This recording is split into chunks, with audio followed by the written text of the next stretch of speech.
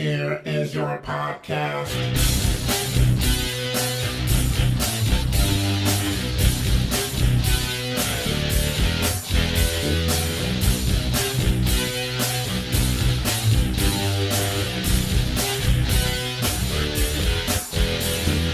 You know, I've been doing this show 9 years. In the beginning, it was great. I got to show up and just talk and leave. That was fantastic. But now Mex sends me this theme song, tells me to put my own voice in it. Lily shows up. She doesn't produce a goddamn thing. All she does is laugh, turn around, and go home. The only thing I don't wind up doing for this show is listen to it. That's your fucking job. Hey, what's happening? Mike Schmidt, 40-year-old boy podcast, lurking in an apartment with fans on. Even though I don't really need the fans on today. I don't know. I just like the noise because it puts me to sleep. What if I nod off in the middle of this, folks? What if it's just a Z session and you hear me just fucking stroking out or snoring out? I don't want to stroke out. You want to hear me stroking off? Let's do that. No, let's not do that either. Well, you shouldn't be here for that. You can step out. I'll come back. I'll get you back in here in 10 minutes. All right. See you later. She is actually leaving. Oh my God, she commits to a bit, even in an oral way. Oral, A-U-R-A-L. Don't fucking get it twisted up. Hi, how you doing? So here's the deal. Like, we're here, and our schedules only had this really tiny window for us to get together. So I'm going to tell you this up top. We're going to talk and have fun and do as much as we can until we can't anymore. And I'm going to flesh this out because I'm that guy. And I know a lot of you are thinking, what? You don't want me to say this? I shouldn't tell them this? I don't know why you always make the sausage while you're making Because the I sausage. owe them a fucking explanation. Because I do. You don't owe them Yes, I anything. do. You owe them a good show. Give them a good show. Well, they're going to get an old rerun, which is a good show, but then they're going to get whatever they're going to get here. But I'm going to explain to them why the fuck I have to do it because I don't want them thinking that I'm fucking being derelict in my duties and walking the fuck away from the microphone when I shouldn't. God damn it. That's just that. Do your show, drop your mic, and walk away.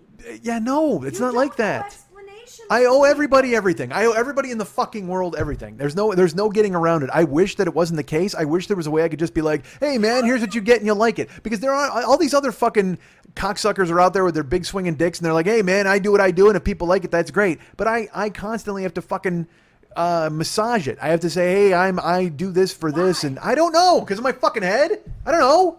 The fuck, man. Where's your therapist? I don't know. She's run on Monday.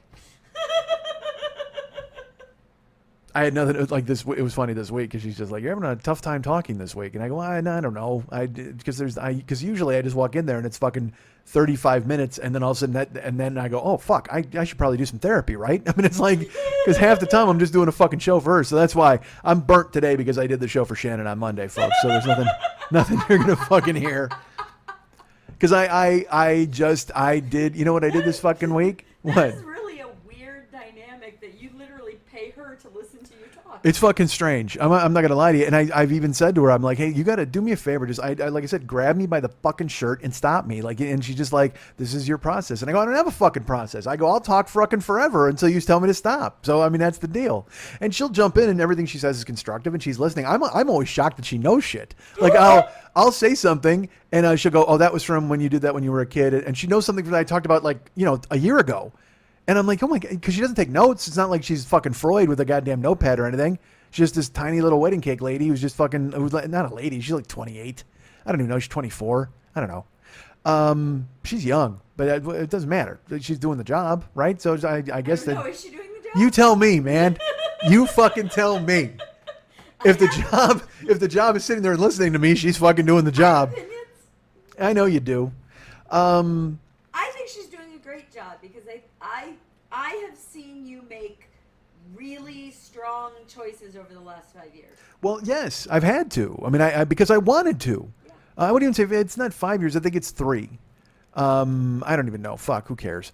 Because believe me, because those other 2 years, I made so many non-strong choices. But now, here we go. I've made strong choices, and The first strong choice was calling. Yeah, the first strong choice was getting into her fucking office and going, hey, my life's about to fall apart. You want to have a chat about it? And she's like, sure. And then she remembers that, and she remembers things. And I got into this thing. You can talk about it. She's the one that can't. Well, you should hear her podcast. Holy fuck. You know what's funny is whenever I leave her office, because I mean, I'm in there and I'm talking and I'm sad and I'm laughing or crying or whatever, or being normal, just talking. And then you leave, you only get 50 minutes, which is bullshit. It should be a fucking hour, but whatever. And then when it ends and she and I are there, and I sometimes I have to give her a check because I can't get to the ATM because I sleep literally to the last minute before I can shower and go see her. And so I forget to get $50 or whatever the fuck it is, or $80, whatever the copay is. And I'm like, all right, well, I got to deal with this. So I'll bring my checkbook. And every time I write it in the fucking memo line, it's like the echoes in my head, probing my haunted skull. Like I literally all of those. And so every time I just give her the check now, she just go, Jesus. I'm like, yeah, that's right. Because why not? What the fuck, you know? I'm going to be dead soon. Eventually you'll have these checks. They'll all come back from the bank with probing my haunted skull. You'll be like, oh, that's funny. I know what this guy's doing. Digging up my past, all that dumb shit. But the funny thing is when you're in a therapist's office, you're in there and you're trying to be as vulnerable and open as you possibly can be. That's the whole point. Yeah. Because otherwise, why are you going to go in their garden? And then you're paying a copay for fucking nothing for shit I could do here on the microphone with you guys. Believe me, there's enough shit I can't tell you guys. I can't go to her office and go, hey, I can't discuss that possibly. Sorry, that's a territory I will not get into. But the thing is when you're vulnerable, you're all those things, and then you walk out of the office, and then there's somebody. There are people sitting there waiting to come see her. Like literally there, and I just want to laugh. I want to go, ha, good luck wading through all my emotional bullshit to get to the couch. Good luck. Because all of my toys are all over the floor in that fucking room. Don't step on anything, motherfucker. I dropped a bunch of shitty Legos from my childhood in there. I can't wait till you stomp on it and hurt your fucking foot. And go talk about your girlfriend or whatever the fuck you got going on. Boo fucking who, pal. I just fucking ruined her for you. I just went in there. You know what? How's my neuroses taste? That's what I say. You're after me. You're getting sloppy seconds on Shannon, man. How's my neuroses taste when you're in there, motherfucker? Oh my god. Because I see those dudes, and you want to say hi, kind of like, hey, how you doing? Fucked up? All right, me too. See you later. And walk the fuck out. Because what do you say to a dude in a fucking therapy joint? Because he's just sitting there, and they have the worst magazines at the therapy place I go to.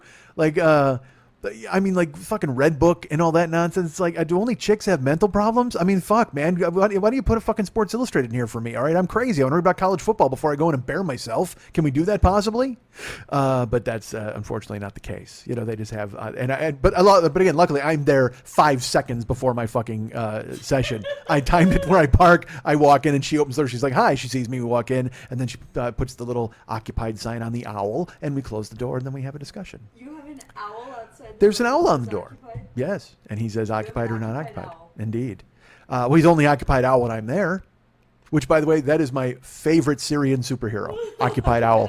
Yeah, he's fighting Assad and all of those forces at Aleppo. Occupied owl says, "Don't go outside ever." Occupied owl says, "You hear that whistling? Cover your ears." That's what he says. But when you walk outside and see those dudes just in there, and because then they're grim as fuck, because, and again, I'm not exactly smiling and doing cartwheels out the fucking door. Well, a little bit, certainly. And every session is now ending with me going, did I do okay? Like, how did I do here? I am. Asking for audience feedback? And she's like, I don't know. How do you feel? And I'm just like, well, I just want to make sure I'm not fucking wasting your time and my time. And she goes, You're worried about wasting her time. I am, truly. You do not understand what therapy is. No, I do, but I also at the same time still. But one of the reasons I'm in fucking therapy is because I think I'm wasting her fucking time. You see what I'm saying? It's like part of the thing that's inside me who thinks I'm wasting your guys' time by talking about this shit, or wasting your time by having you here on a fucking Tuesday. What is your objective in therapy? I just want to be happy and be better. I want to deal with. That's an emotion. That is not an objective.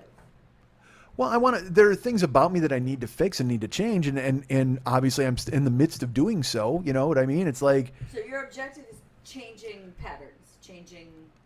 I talked to her this week about the fact that I was joking, not really. I said I just. You know how like I asked you.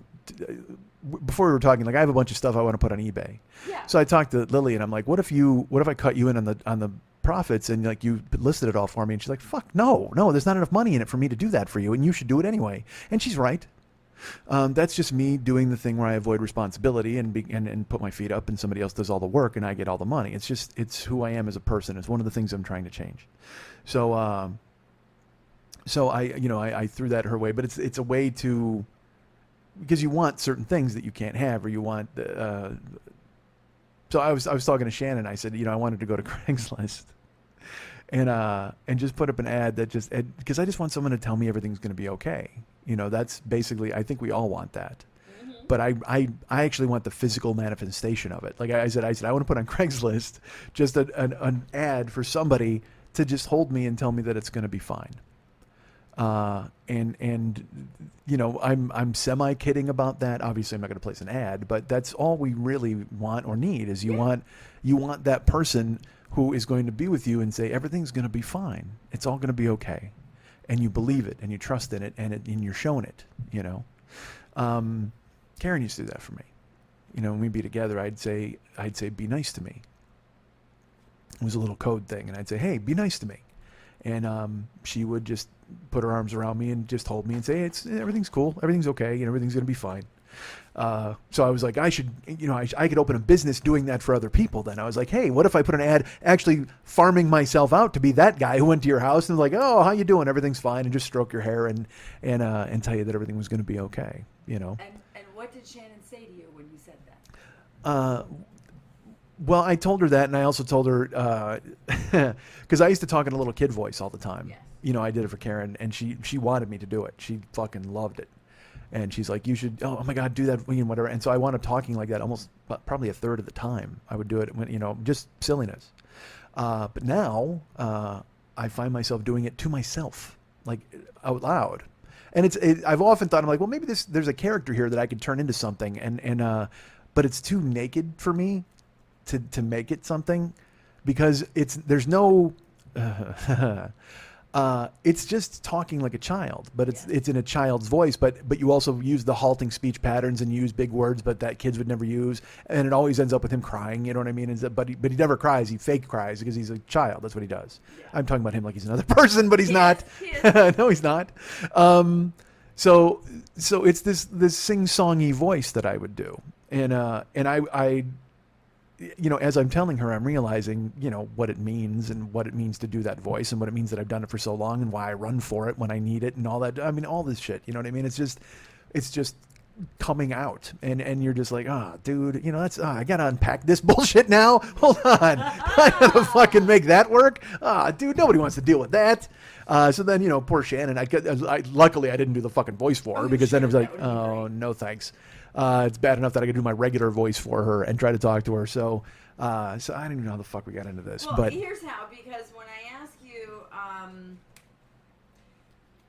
what it is that you want out of therapy, I can tell you what you should be going for. Oh, okay. Why don't you do that?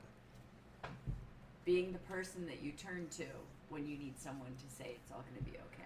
Nah, man, I want to need other people. I want other people to surround me and tell me everything's great. No. That's the benefit of being with another person, is you have that secondary support, but you have to be that support. You have to be the hero you need. As putting it in comic books, don't wait for Batman. Be Batman. Be your own Batman. Be Prince, be as Dave and I talked about. Be Prince. If you're going to be anybody, be Prince. Be Prince, right. Yeah. Sure. Yeah, I get all that. But at the same time, I don't want to list my eBay stuff. I want you to list my eBay stuff. I don't want to tell myself everything's going to be okay, because who am I? I'm a dumb fuck. I don't believe me. I don't believe me telling me that everything's going to be okay, because you know why? I'm me. I know everything's not going to be okay. So, I mean, I need somebody else with real insight to that sort of thing. Someone who actually can come to me and go, hey, dude, guess what? Everything's going to be okay. And just like touch my hair and go everything and not go ew. And I'm like, yay, that's great. Yeah, you like stroking my hair. That's fun. I don't know why. I mean, well, I know why I need that. I mean, I just, I'm sure it gets to being abandoned as a kid and all that other, whatever the fuck. I mean, I'm not going to unpack this shit for all you guys to hear. Fuck, you hear it enough in sound bites. But that explains who I am as a guy when I try to explain to them what's going to happen here. Because, people that are listening, they're like, oh, this is going to be an awesome show. And look how long it is. But I have to tell them that a chunk of the show is going to be a show that they've heard before. And then they're going to be like, maybe they haven't heard it. Well, that's the only reason we're playing it. Yeah. Because I got letters from people who were just like, oh man, and because this was my plan last week, was to put out the Rock Sugar, the older Rock Sugar episode, for people to hear. But then people wrote me and they're just like, oh my God, I didn't even know who these were. This was excellent. Like, this is a great job. Thank you. And who are they? What was your other show? And And because I'm bad at business, I don't go, hey, buy year 3, which contains that show in it. Instead, I go, well, maybe I'll put it up for people to hear, and that will lead them to buy all of year 3. I don't know. Perhaps it's a bait and switch. I don't know.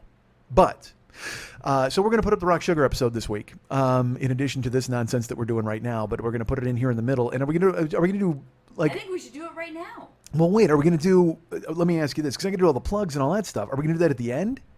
Yeah. Or do we do all that stuff? See, because here's another thing. No, you literally go, here's Rock Sugar from year 3. And then after we come back and we talk some more.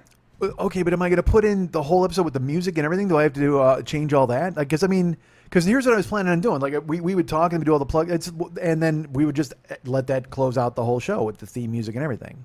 Right? No? All right, you guys can get in at Mike Schmidt Comedy. No. You tell me. If we're doing wraparounds, because again, that's the thing is our window here is a little funky, and also I'm a little fucked up. So this just makes sense to do.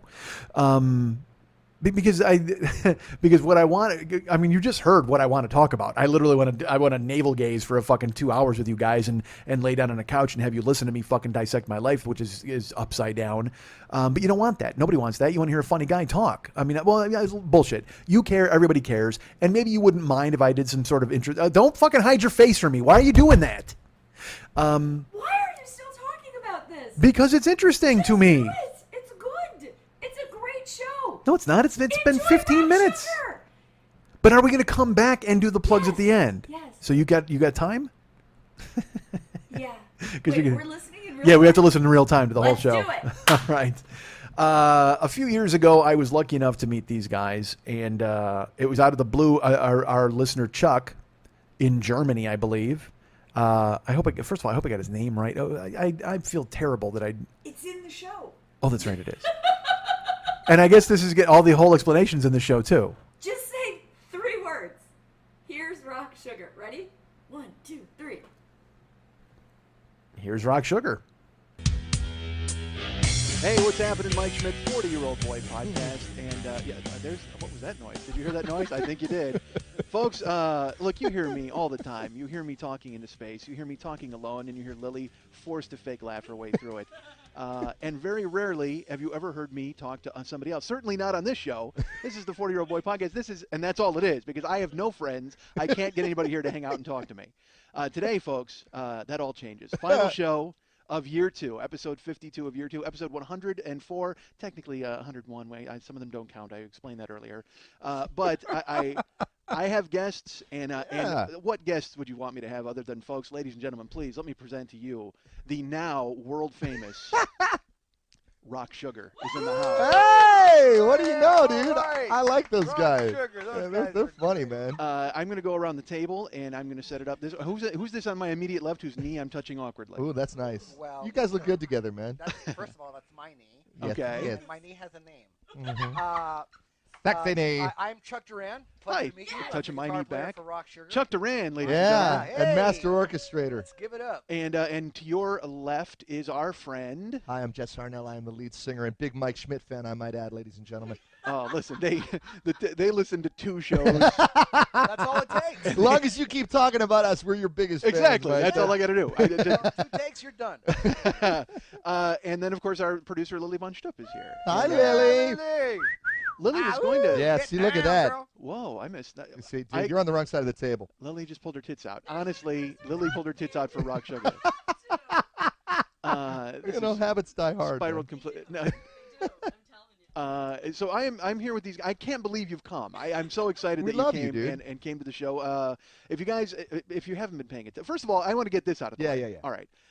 Rock Sugar was referred to me by a different guy. Mhm. All right, I love you guys, and I'm happy to be on board with you. But there was a guy named Carl Shaw who found me on Facebook and goes, "Hey, you kind of like a certain music. You might like Rock Sugar." Thanks, Carl. And so I shrunk. I looked you up. I told this story, and then I listened to you at 4 a.m. and fucking could not stop listening to you. It was audio crack, is what it was. Man, Audio thank crack. you. I like that. I pulled up first I watched Crack looks like sugar if you on It first does, glance. yeah. and I pulled up Sandman and watched that, and then watched whatever was on YouTube, the fan videos that were put together, and then I found the website and I listened to all the audio snippets, ordered the album that night, went insane. Thank you, man. So I thanked Carl Shaw. That's who it is. I thanked him via email, and then I also mentioned him on my show. Now you should know that Carl Shaw is actually Chuck's screen name. So Is it that's really? all, it was all Chuck just trying to get your attention, Yeah, dude. things Because work he's been out. a stalker for you for a long time. Actually, it was Lily. He's a stalker for Lily. I'm sorry, Mike. Get in line. So I mentioned this. I talk about Carl. I mentioned you guys. And you guys, not only do I hear from you, I hear from your publicist. I hear from Polestar. You're fucking here, all right? This thing unfolded like We're moving in, this Mike. snowball is huge, running downhill. You know who I have not heard from? Who? Carl Shaw. Why is that? Guy has Carl, never, where are you? He's not contacted me. He hasn't written a thank you, a fuck you, nothing at You know all why? from Carl It's Shaw. because he served his purpose and now we killed him. He's like in Europe. I went to his Facebook page. He might have died. Honestly, Carl Shaw could be dead. I went to his Facebook page. There's like no activity since the 5th. I mean, he may have. That's what I'm saying. This might have been He his did life's what he work. came to do, bro. He's like, what is it? It's a hummingbird. What mates once and dies? He was the messenger Chucky. pigeon. Chucky He made was- Chuck once and Duran- dies. We're he- still trying to get him hooked up. Chuck Chuck Duran. He delivered the message, and now he went. He's done. That's it. That's all he gets. His job's done. Yeah, but thanks, Carl. We loved you, dude. Yes. I got to say, I'm happy to see Jess Harnell without a hat on too, because Yeah. dude, seeing you on the YouTube clips, I'm praying that wasn't fake. Oh, I'm like God. going, oh, dude. That'd be please. sad, right? Yeah, Yeah. because again, in LA, there's a lot of bands that, there's the Spasmatics who do the '80s. There's Very the Steel good. Panther. Very good. Who's Ralph with? Who's the Van Halen? band? Ralph, he's the singer for Steel Panther. He used to sing for Atomic Punks, Atomic which was Punks. Van Halen tribute. There you go. We Yep. made fun of him on a plane once. Just Okay. not made fun of him. We love Atomic Punks. We Yeah, saw sure, they're them. fantastic. How could, Come on, but when they get on a plane with you, it's retarded. And so I'm with my buddy Pat, and Pat keeps yelling, "Ralph, give me a break!" Like Ted Templeman, just trying to get him. And Ralph wants nothing to do with it. he wouldn't do it? No, please. Okay. He's in the back of the plane. My friend is yelling it on a plane. Pat France is crazy. I'm chained. But yeah, oh, dude, don't Come start. on. I know, man. Laurie, let's get into that. All right, we'll get into that. If you don't know, Thanks, folks, I'll man. tell you right You now. got me there. What you can. I'm sorry. What's Chuck got me this bracelet one time because he was really late at the frickin' mall. I said Uh-huh. frickin'. He was late at the frickin' mall, and so I made him buy me this bracelet because he kept me waiting for an hour. And I could stop talking if you want to have a No, conversation. dude, it's all about you. No, we No, know. but See, we're the reason just we're going here is out. because we like listening to you talk. That's why we're here, man. Well, I'm talking, and you're pointing out each other's fucking jewelry. It's not that we're not interested. We're We talking. love you. Yeah, we're just fascinated You know, by but shiny objects. We were thinking about Carl. You know, now we True. got- please pick up where you left off, Okay. man. we Forgive us. should go So moment of we're talking silence. We about should- David Lee Roth on the plane. Yeah, David Lee Ralph. David Lee Ralph. David Lee on Ralph. the Oh, and my plane. hair being. And your That's the hair. other thing, man. Real Yeah. hair. I Real was hair. so happy to see your hair. And then Chuck, your hair is, come on. it's He's got some great hair fantastic. going on, Yeah. man. Yeah, I made a joke once on stage, and I think people actually. I said, "How many of you guys, when I took the hat off, did you expect the hair to come with it?" You know, because I think that there's built-in hair hats. I for did, that. dude. Yes, did you seriously? I swear to God, Wow, that's funny. because again, these bands here, they have a costume thing going on and all that, and also There's a lot of wiggage. Well, you're a dude who not only because you're a singer and you're in Rock Sugar and you're on Yeah. stage, and but I mean, I went to your IMDb page, Oh, all right, thank you. and first of all, I googled you, Jess Harnell, Yeah.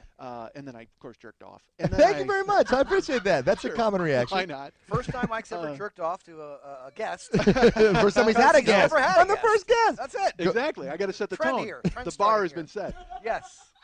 So I go find your IMDb page, Yes, sir. and I figure I'll just print that out so I can have a handy-dandy go-to guide for Jess Harnell and one of the things that he's done.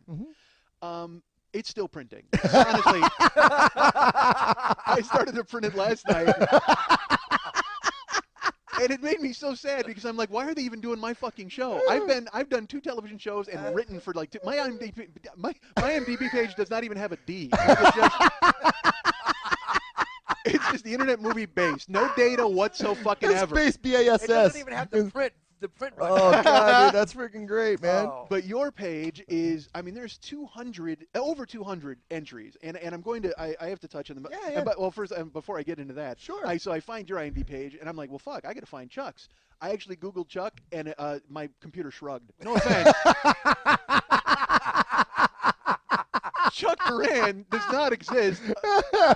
He used to be known as Carl Shaw. Wait I'm a like, minute. I'm What were telling you you. using? Were Yeah, you using man, like come on. Yahoo or Google? Yeah. Dude, I'm on Google. I literally it said see Jess Harnell. That's That's I my Googled you. IMDb. You got it. He just Harnell, dude. I love this cat. so. Oh my God. That's fantastic. Sure. That's So I'm loving this. So This is luckily, good, this is good PR for me. I right? killed a forest printing out Harnell's, and thankfully the trees were saved by your bio. Oh God. The ball fell off my headphone Whatever. again. I'm Okay. fixing that. That's All right, just keep going, dude. balls. No, that's Never. balls. Come on. Hey, balls All are right, falling all go over ahead. the place. I wish you guys could see the setup. You know what? Fuck it. We got to film it just to put it up Yeah, on you YouTube gotta film later. this. Yeah, for sure. We're sitting. You know what? I'll tell you folks where we are. We're at the art table from episode 2, year 2. Dude, because we usually do this in Lily's bedroom, and Oh well, sure you do. and this is the first. And who time, can blame you? This is the first time she's ever said, "I don't want 3 guys in my bedroom." Wow. Is that a record, Lily? Is this is the first, right?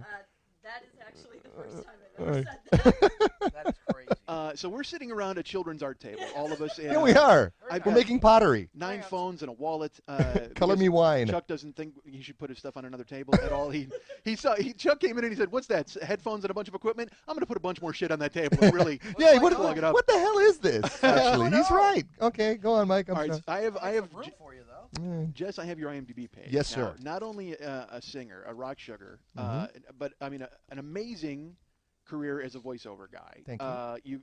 You've been in both Transformers movies. Yeah, this is true. Now, when you do that, Mhm. in the Transformers movies, would we know that that's Jess Harnell, or do you go through like a vocoder or a flange, or they fuck your voice up? How's that work? No, what's really weird about I threw in a little tech talk there. That was very good. That's the technical term. Sure. Is that? And no. What's odd about that is I remember when I auditioned for that particular movie. It was one of the strangest auditions that I've ever had, Mike. I mean, it was really, really stupid because they had me go into this room, and there's everybody else is waiting with their scripts and their sides. Let me and stop stuff. you right there. Yeah. A lot of voiceover things now are Yeah. done via your home studio. Mhm. You'll bang it out there. And Yeah. so is it Transformers because it's a larger movie, you have to go in and they need to meet you and get a feel for who you are and have you do the voice? Or is it just generally that was just does that audition they wanted to bring you I in? think it's because they like him. I mean, look at him. He's got the hair. Bring him in, and it's a party. They want to have a party and do work. at the Things same get time. more lively. No, they for a movie like that, I think that they approach it more like they would an on-camera film, I even see. though it's just voiceover, because it's such an epic thing and it's such a big deal, and we have to see everybody in person. So I got out there and I'm looking at the copy, and it was quickly, clear to me it's like a 60-foot robot or whatever, so it's obviously going to have this low, menacing voice. And so I basically went to my go-to movie trailer voice, which you've heard a million times, which is in a world where one man tries to make a difference. Sure. It's that kind of thing, And I'm like, well, I'll do that, and I'll just maybe I'll put like a British accent on it to give it kind of a spin, which I actually did in the movie, and I kept it. But when I went in to do the audition, I'm like, okay, where's the mic? And they're in a room just like this room. And there's a guy just like you. Of course, he wasn't just like you, but thank you. But he had More nipple? Wait a minute, more nipple? well, see what don't get- happens if you're in a band. This is the kind of thing that Are you just bored with me when it's just me and you? Because, I mean, that would make the show that much better every week if your tits are whipped No out. wonder you don't Seriously. have guests on your show. See, now this is a whole new thing for True. you. But anyway, so I walked in, and instead of a microphone, which would be the way to do it, because when you're doing a voice, like this, and you're down at the bottom, you really want to work the mic and get close to it, And instead, they had a guy with a camcorder 5 feet away, and I said, okay, so where's the mic? They go, oh, there's no mic. I said, excuse me. They go, we're just going to film you reading. And I said, yeah, but you're not going to get any presence on my voice. You're not going to get anything out of, as far as what I'm doing. They said, oh, no, it'll be fine. So they start filming me from 5 feet away, and I'm going, we must save the city. And I'm like, it's just crap. This is just Sure. horrible. And so I left, and 4 months later, I got the call. I got the job.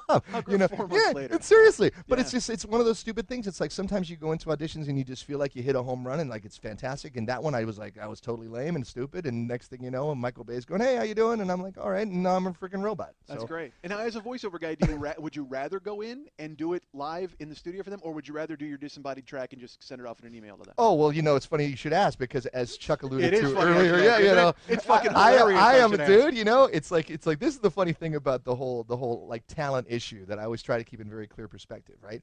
I mean, it's like I'm good with my voice. Hold on a second. Yeah. You're going to keep this in clear perspective with 9-inch ringlet curls. Yeah. I'm glad you're the guy who's got some Good job. perspective. Hey, Prince Charles had to come back in one formation or another, man. But from Prince Edward IV or whoever the hell I am.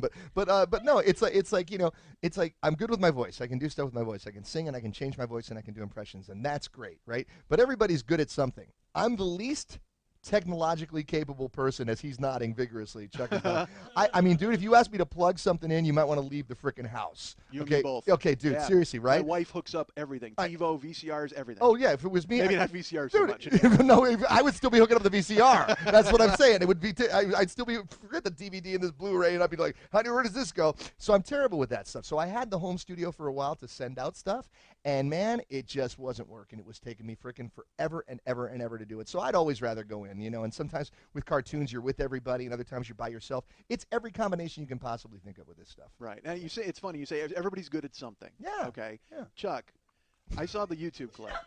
Okay. I saw the YouTube clip where you guys are basically talking about how you came up with Rock Sugar. Yeah. And Oh, you saw that? well, of course. You're the guy. Listen, I did a ton of research. Yeah, believe me, my YouTube channel's a fucking By the ghost way, town. I don't need IMDb because I'm in Rock Sugar. Yeah, that's true. Yeah, My see? statement right There there. you go, brother. Good point. But go on, Mike. Where's going with this? But how does it feel to be that good at guitar? How does it feel Oh, to be that's able nice. to pick up? I'm being honest. Because they always say comedians want to be actors want to be singers, singers want to just bone everybody. I guess. They're already fucking singers. What could they possibly want? Nothing. Not at all. But to be able to pick up, like, I have a friend, my friend Dave, who's done my themes. He did my theme music, and he's Oh, done yeah, it's some cool stuff. music. Good job, Dave. Big fan, yeah. And he, the same thing. I'll be in his house, and he's just sitting there with a guitar, and he'll play Little Wing just to, keep his fingers, whatever. Or he'll play Smooth, or off Supernatural, and I'm just like, fuck, Yeah, I know. I'm amazed to be I able know. that someone can do that, and to see you in that video when you're like, oh, he's just playing the riff for Crazy Train, go ahead, and you start playing acoustic Crazy Train, which is, again, we all know Crazy Train, huge, Randy Rhoads, big fucking yeah. chord in your ears. Yeah. But you play it on an acoustic, and it's immediately identifiable. Yeah. Immediately. Yeah. How great is that? It's fantastic. How long have you been? Yeah, fucking you're great. amazing. It's fantastic. Thank you for acknowledging how great I am. No, it's what? It's Crazy Train on an acoustic, man. It's Yeah. it's not rocket science. It's really, Look, he's- I gave you. Yeah, Hold you know on. what? I gave you your time to fucking shine. Yeah, you did. He did. He fucking served you. Oh, And you I just. cursed. I liked it. He Oh, served you a plate of love, man, and you oh, sent it oh. back. It wasn't good enough for I you. know, but you know what? Here's the thing. It's like I find it hard to kind of like talk that much about myself, and I'd rather talk about you or him. I see. Because it's like. Or Lily. You'd probably like to You call know her what? Lily. It's like when I pick up a guitar, it's like it's not a big deal to me. I don't get that. Oh wow, I'm like so great or anything like that. I just Dude, I just do it. I it's love funny. I can relate to that because I'm the same way with talking. Because I You're literally. very good at talking, I Mike. can talk for 2 hours. And Although, it's entertaining. A lot of my ex-girlfriends could talk for 2 hours. It was not so entertaining, Michael. How did you hear them? that's what I'm Stuff the saying. ringlets in your ear. Forget it. right? So I see what you're saying, but although I don't understand that I'm not so great part, because fuck that, I know I'm great, all right? And You know you're great. yeah, you have to know that you're great to sit there and be able to Did pick I up say guitar. that you weren't great? No, Oh, 'cause I you. didn't mean it like that. You're saying you're not great. No, I didn't say I wasn't great. I know I'm very good. Yeah. But I find it uncomfortable to actually sit there and tell other people that I think I'm very good. If I wasn't good, I wouldn't, you wouldn't be telling me that I'm good, and other True. people would say, hey, you know what, you really suck. But you know what And I- then to be telling Jesse, you know what, you should really think about getting another guitar player because that guy can't play Crazy Train on an acoustic guitar. And then like this whole thing would just come down. So I'm easy. In a He volcano. talks for me a lot of the time. Are you? Yeah, because That's I love nice. you, man. Thank you. I like guy's you a a great lot guy. too, man. You're a good guy. Well, that was evident on the YouTube clips, Yeah. where Yeah? it's like Jess is like all this personality, and Chuck's holding a doll. Yeah, you know what? The cool thing about Jesse and I, man, is that we're like a cake mix. It's like he's like the flour and I'm like the egg. Yeah, It's you're like- the egg. It's like we just complement each other. No, seriously, we complement each other. Lily's in trying to little- in figure out little what the ways. sexual connotation of Hold that on, I got to get a pen. You Okay, are- okay, he's like In the. this, hold on, stop. In this cake mix again. Hold on now. In the cake mixer of rock Jesse. sugar, I would be the, what am I again, the flour? You're the and flour. I'm the This egg, is nice. Man. I'm the You flour. can't have a cake without flour and But at the egg. same time, I bring the sass. Chuck And is he the brings the sass. He's also the frosting. Who's the sugar? I don't know. all of them. All of them. Mike Schmidt is the sugar. Mike's the sugar. Mike's the ladies and sugar. I gotta throw one thing out there real quick before we change topic, and I just want to say this for real. Chuck is not as verbose maybe as I am, but he in addition to being such a great guitar player, he's the cat who really made this stuff happen musically. I mean, I would come to him seriously. A good example is Crazy Girl, what we call Crazy Girl, which is, for those of you who have not heard Right. it yet, it's Crazy Train meets Jesse's Girl by Rick Springfield. And it's really cool because you never think those two would go together, but I would call him up and go, dude, we got to go dun dun dun dun dun dun dun dun dun dun dun dun dun dun to Jesse is a friend. And I'm like, that would be great. And he's like, and I go, okay, call me when you got it, right? And he, and literally, and he'd go and he'd put it together. And other times he'd call me up, and my favorite one was he used to send me these bare bones arrangements of these songs that we do, you know, and he'd send me like skeletal arrangements of them that were compiled from the original records. Now we didn't use anything from the original records on our records. Real everything- quick, how long have you guys been musical partners? Oh my God, we've been tight since we were little kids, and we've been working together on now since we were like 15 years I see. old. So it's been at least 6 years. And anyway, the thing is that you know, he sent me this one thing, and he cobbled together one of Chuck's ideas for the record was to put Voices Carry by Till Tuesday with Welcome to the Jungle Right. by Guns N' Roses. Right, which is It's it's Voices in the Jungle. Voices in the Jungle, exactly. And it's It's one. so funny because I can't stop listening. Okay, Oh, thanks, literally, Mike. I burned it so it's in my car and in my house. I listen good. to it in the That's shower. Again, it's in my car. That's illegal. I don't like that. Yeah, like what the hell? You're telling the wrong No, guys. Come on, dude. I can't. You know, I can't You'll be hearing from we our would've lawyers. sent Do you we another cheat him and CD how? For the car. You got to have one for the house, one for the But car. you know what? We brought you some CDs, so now you did. got extra. I don't know why that No happened. burning expenses. I don't know why that happened. Go on. I hear, but I enjoyed purchasing it. Good, and then- thank you. and then So did we. Waiting 9 days for it to arrive And from distributing it. a mile from my house. Nice. We Literally- ran out, dude. Seriously, that's what happened. That's what. Yeah. Oh, We good. ran out. Well, good. We then that's did. good. We did. We Yeah. ran out. Yeah. But Voices in the Jungle is one of my favorites. I want to get to the whole album. I'm going to go track by track. Oh, good. But- Oh, good. Better yet. I'm not fucking around. I'm Right. serious. Dude, I love that about you. Do your homework, so I'll save the story. But Chuck came up with a very funny thing with that. No. Go ahead, please. Okay, Boys in the Jungle. He sends me this thing, and it's starts off with Welcome to the Jungle, you know, and it's just rocking. And he hadn't gotten, you know, like I said, it was from the record, so he hadn't done any of the stuff that he was Let me going to stop do. you again in your story. Go, dude. Go. Come on, man. I'm the worst host ever. No, you're excellent. We love you. This is a question I was going to ask, and Yeah. I mean, because obviously you've been around. You were in Loud and Clear. Mhm. Is Loud and Clear still an entity? Do you, And not so much, and I'll explain that more to It you. lives on. okay. Yeah. And because I enjoyed I went and checked out some of the stuff at MySpace. Thanks, man. And again, I'm the one, and not nothing to do with you. Yeah. All to do with MySpace. Yeah. You get the fuck off. Oh, yeah. MySpace has tumbleweeds blown through. Yeah, I mine know. is. I'm whacking mine too. Yeah, so yeah, anyway, but you've been around. You grew up here in Los Angeles. Pretty much, yeah. I mean, from the time I was 11 and you. You know what? Fuck this. I don't want to answer. I'll ask it later. Please Okay. finish your story. All right, so Yeah. wait. Well, okay, I'll just make it real quick. Well, so he sends me this thing, Welcome to Voices in the Jungle, which is Welcome to the Jungle, Voices Carry. And I'm literally lying on my bedroom floor at 4 o'clock in the morning, opening this email with this attachment. And it's just hysterical because he hadn't, you know, these songs are all timed differently. The originals, they're different tempos, they're different keys, they're all over the place. So he sends me this cobbled together version, and it's going,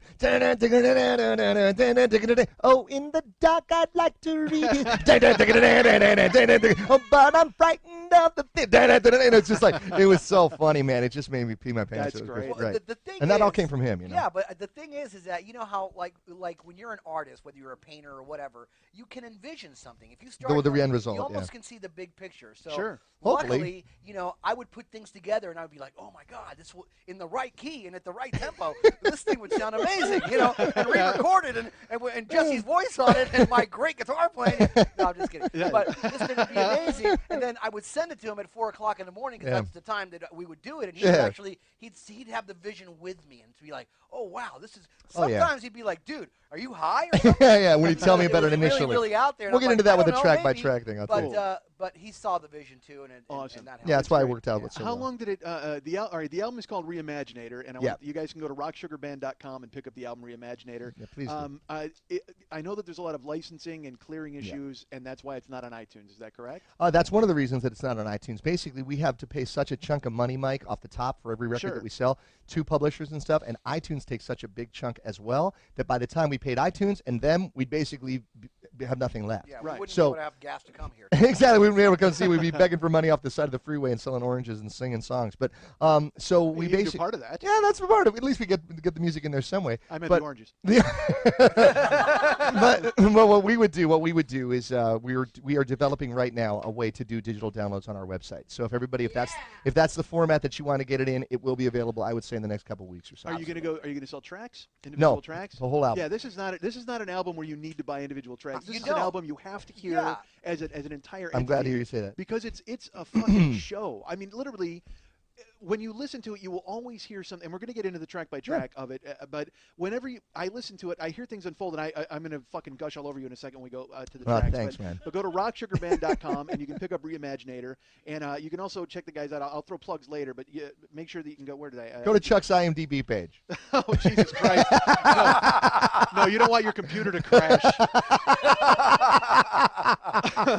You can go to, I'll tell you what, go to facebook.com/rocksugarband. Yeah, go- and then I'll get in more later, and I'll tell you where else to find the band. But let's go track by track. On first of all, I was going to go in the order of the track listings, but tell me the first song that you thought of doing this with them. What came together? What was the first one where you went? Because on the YouTube clip you referenced the Crazy Girl, which is the you said, hey, it turned into this. But what is the first one where Chuck went, you know what, this could work, and you agreed, and it looked like it was going to take I'll place? tell you, and I want to throw one last thought in too before we get away from the digital download thing. What Mike said is true, and I really appreciate him saying it. This is not really an album where you buy 1 or 2 tracks, and I'm not just saying that because it's money. I'm saying it because it's the truth. Here's the thing: with most records, especially in the iTunes age now, there's always been on any album, these are the 2 or 3 songs. These are the songs everybody wants, right? And the rest of them, you get them because you buy the album. So now with iTunes, everybody's like, I want that song because that's the song I heard on the radio. Well, with this record, every song is the song you've heard on the radio. And I'm going to get into that because there's some songs where there's 4 tracks, 4 different songs, snippets, and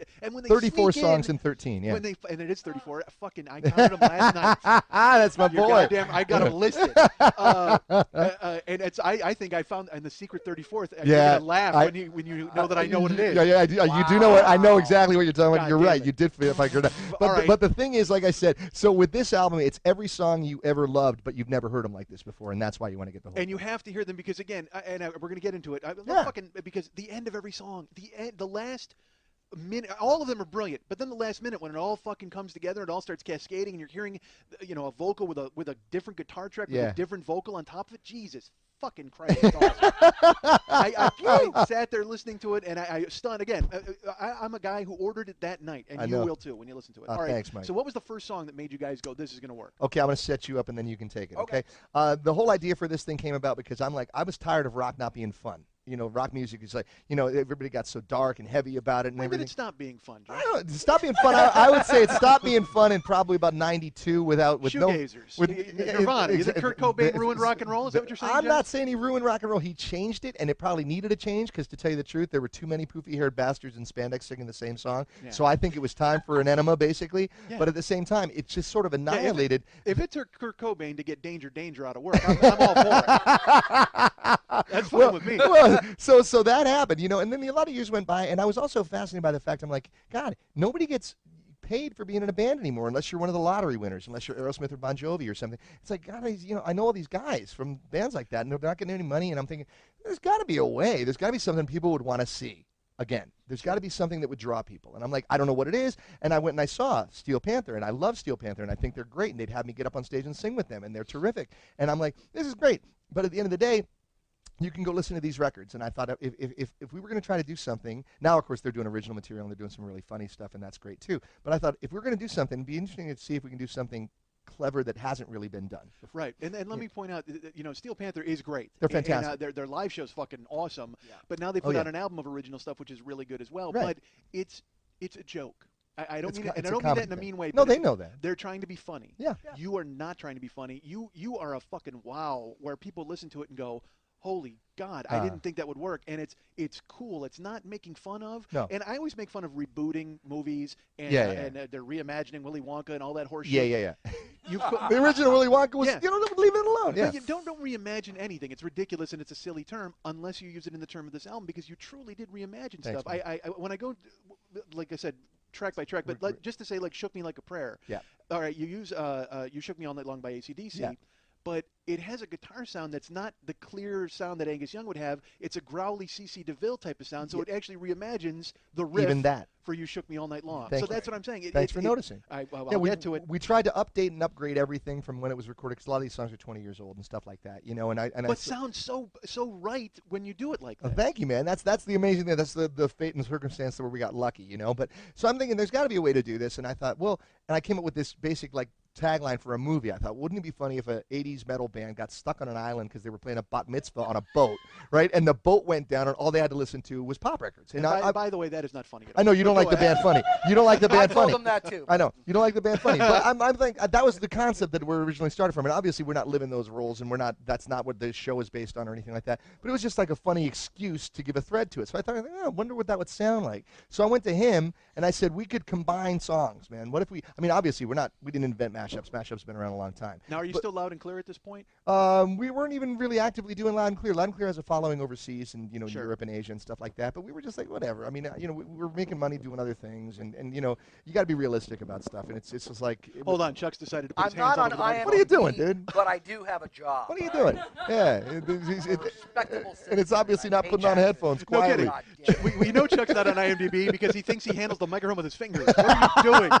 Holy God, Duran. Let 'em go. I'm done. There we go. I'm done. So I said, we didn't invent mashups, but we did kind of. I think we were the first band to kind of say, let's take two genres of music and smash them together with a theme. So I came to him and I started saying, we could do this, we could do this, we could do this, and I said, go think of something, come back to me. And he came back a week later with the first song, which was "Don't Stop the Sandman," which is the first single and the first song on the album. And why don't you tell him how you came up with that? dude? Well, I mean, to tell you the truth, it's like That's Journey Meets Metallica, by the way, for it's those who Journey don't know. meets Metallica, and it's like, here's the thing, it's like there's certain songs by certain bands, like even if you're not a Metallica fan, you don't listen to Inner Sandman and say like, oh, what a crappy song. It's a Like, great song. It's a great freaking song. It's like no matter We whether love all you're these a rapper or a freaking jazz guy, it's a great song. I'm a rap and jazz guy. That's You my are a side rap and project. jazz guy. and same thing with Don't Stop Believing. It's like whether you're a metalhead or freaking classical guy,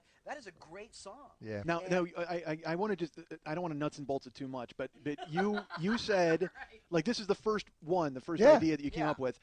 Who went?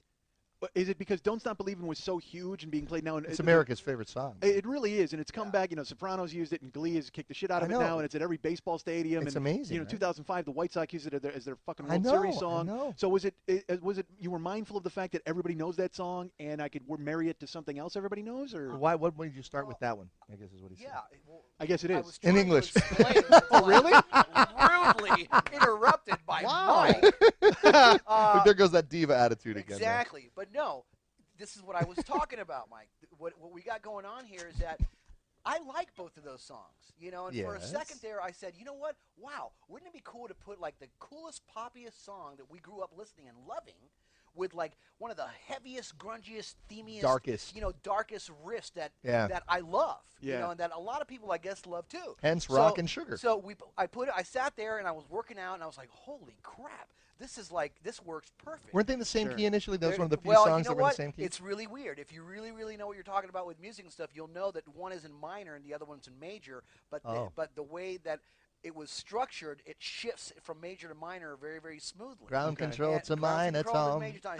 So I did it and I put it together, and then all of a sudden, he listened to it and he was like, "Holy crap, this is great!"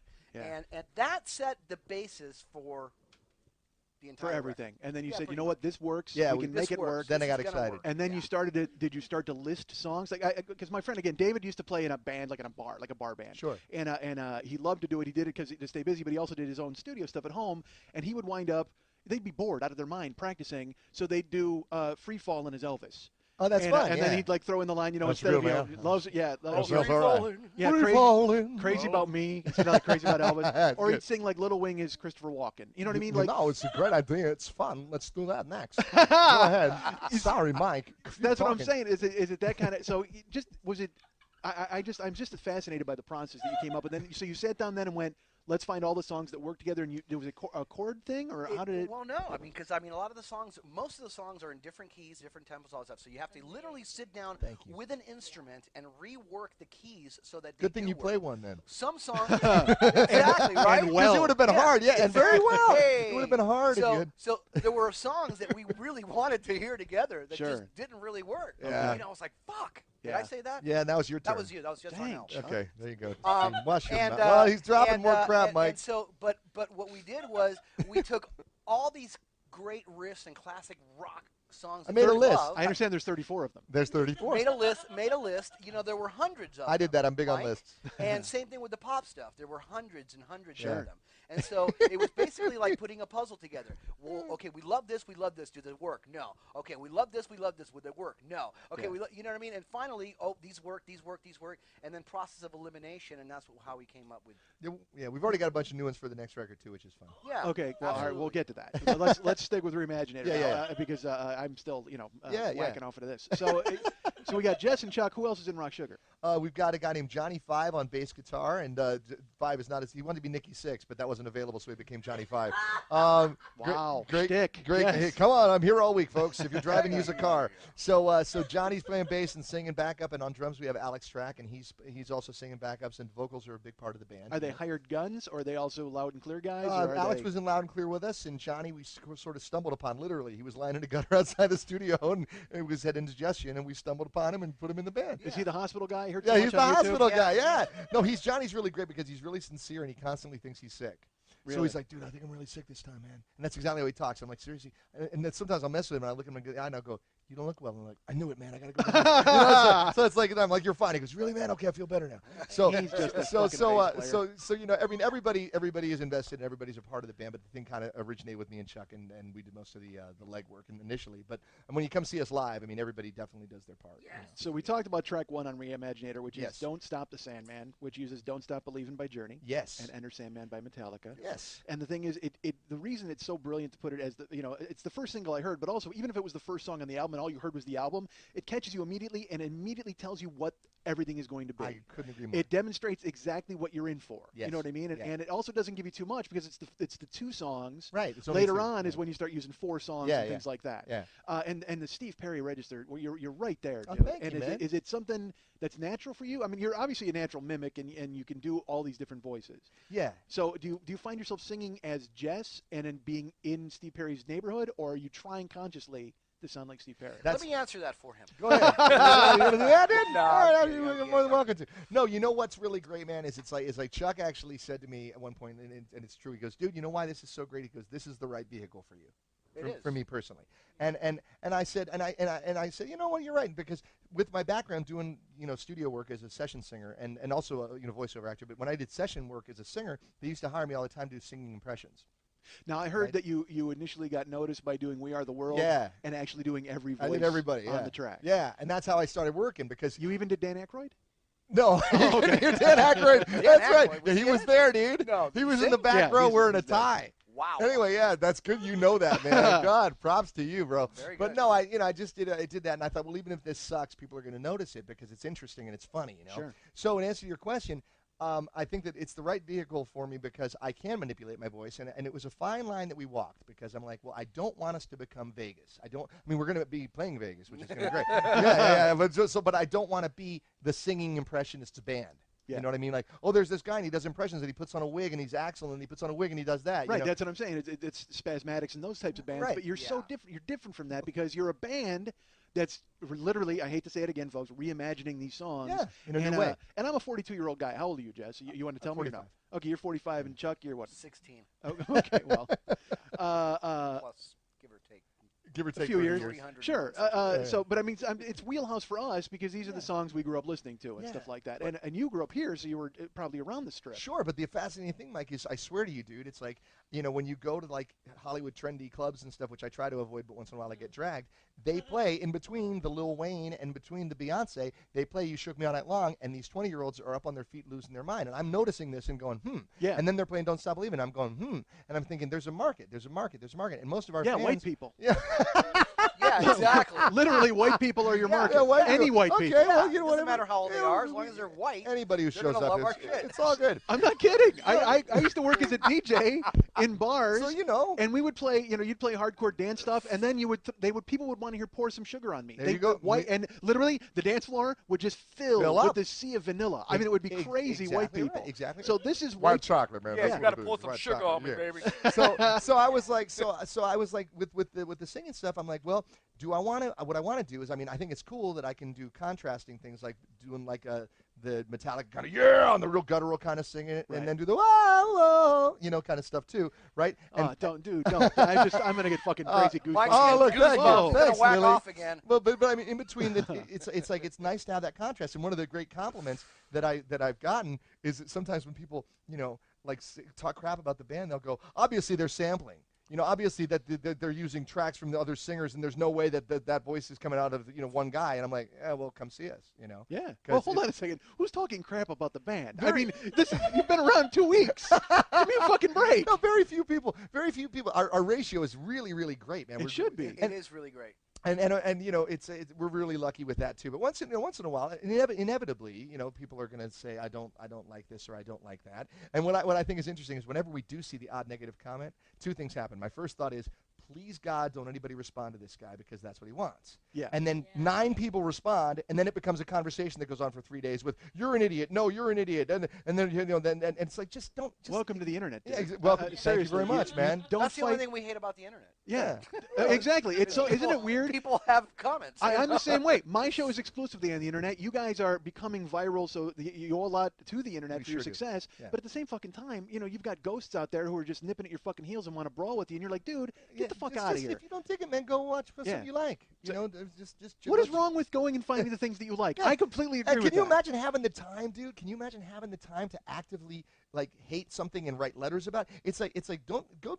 God, No. I don't have letters to write shit about things I like. I Yeah. cursed again. That's Yeah. 2. It's okay. It's only shit. Yeah, but you know that's 3. But I don't have time to do that, so I don't understand. Sure. Anyway, so it was a fine line, and I appreciate the Steve Perry thing, and he's a great hero of mine, so I take that as a great compliment. Well, then what we're going to do right now is we're going to stop down and we're going to play "Don't Stop the Sandman." Oh, First cool. single, first Woo. track, and I got On to the tell you, 40-year-old boy. it will be on the 40-year-old boy podcast. Wow. And you know, I sell these later. Can I keep your music in, or are you going to want to cut of that? How's that going to? You got to talk to their attorneys. We don't know anything about it. Oh, Jesus Christ! Yeah, we'll have to whack it. I don't want to be paying the royalties you're paying. So, all right. So this is the first single from Reimaginator, also the first track on the album. Don't Stop the Sandman, Rock Sugar, and we're going to come back and I'm going to bore these guys to tears with more fanboy shit. Oh yeah. So here we go.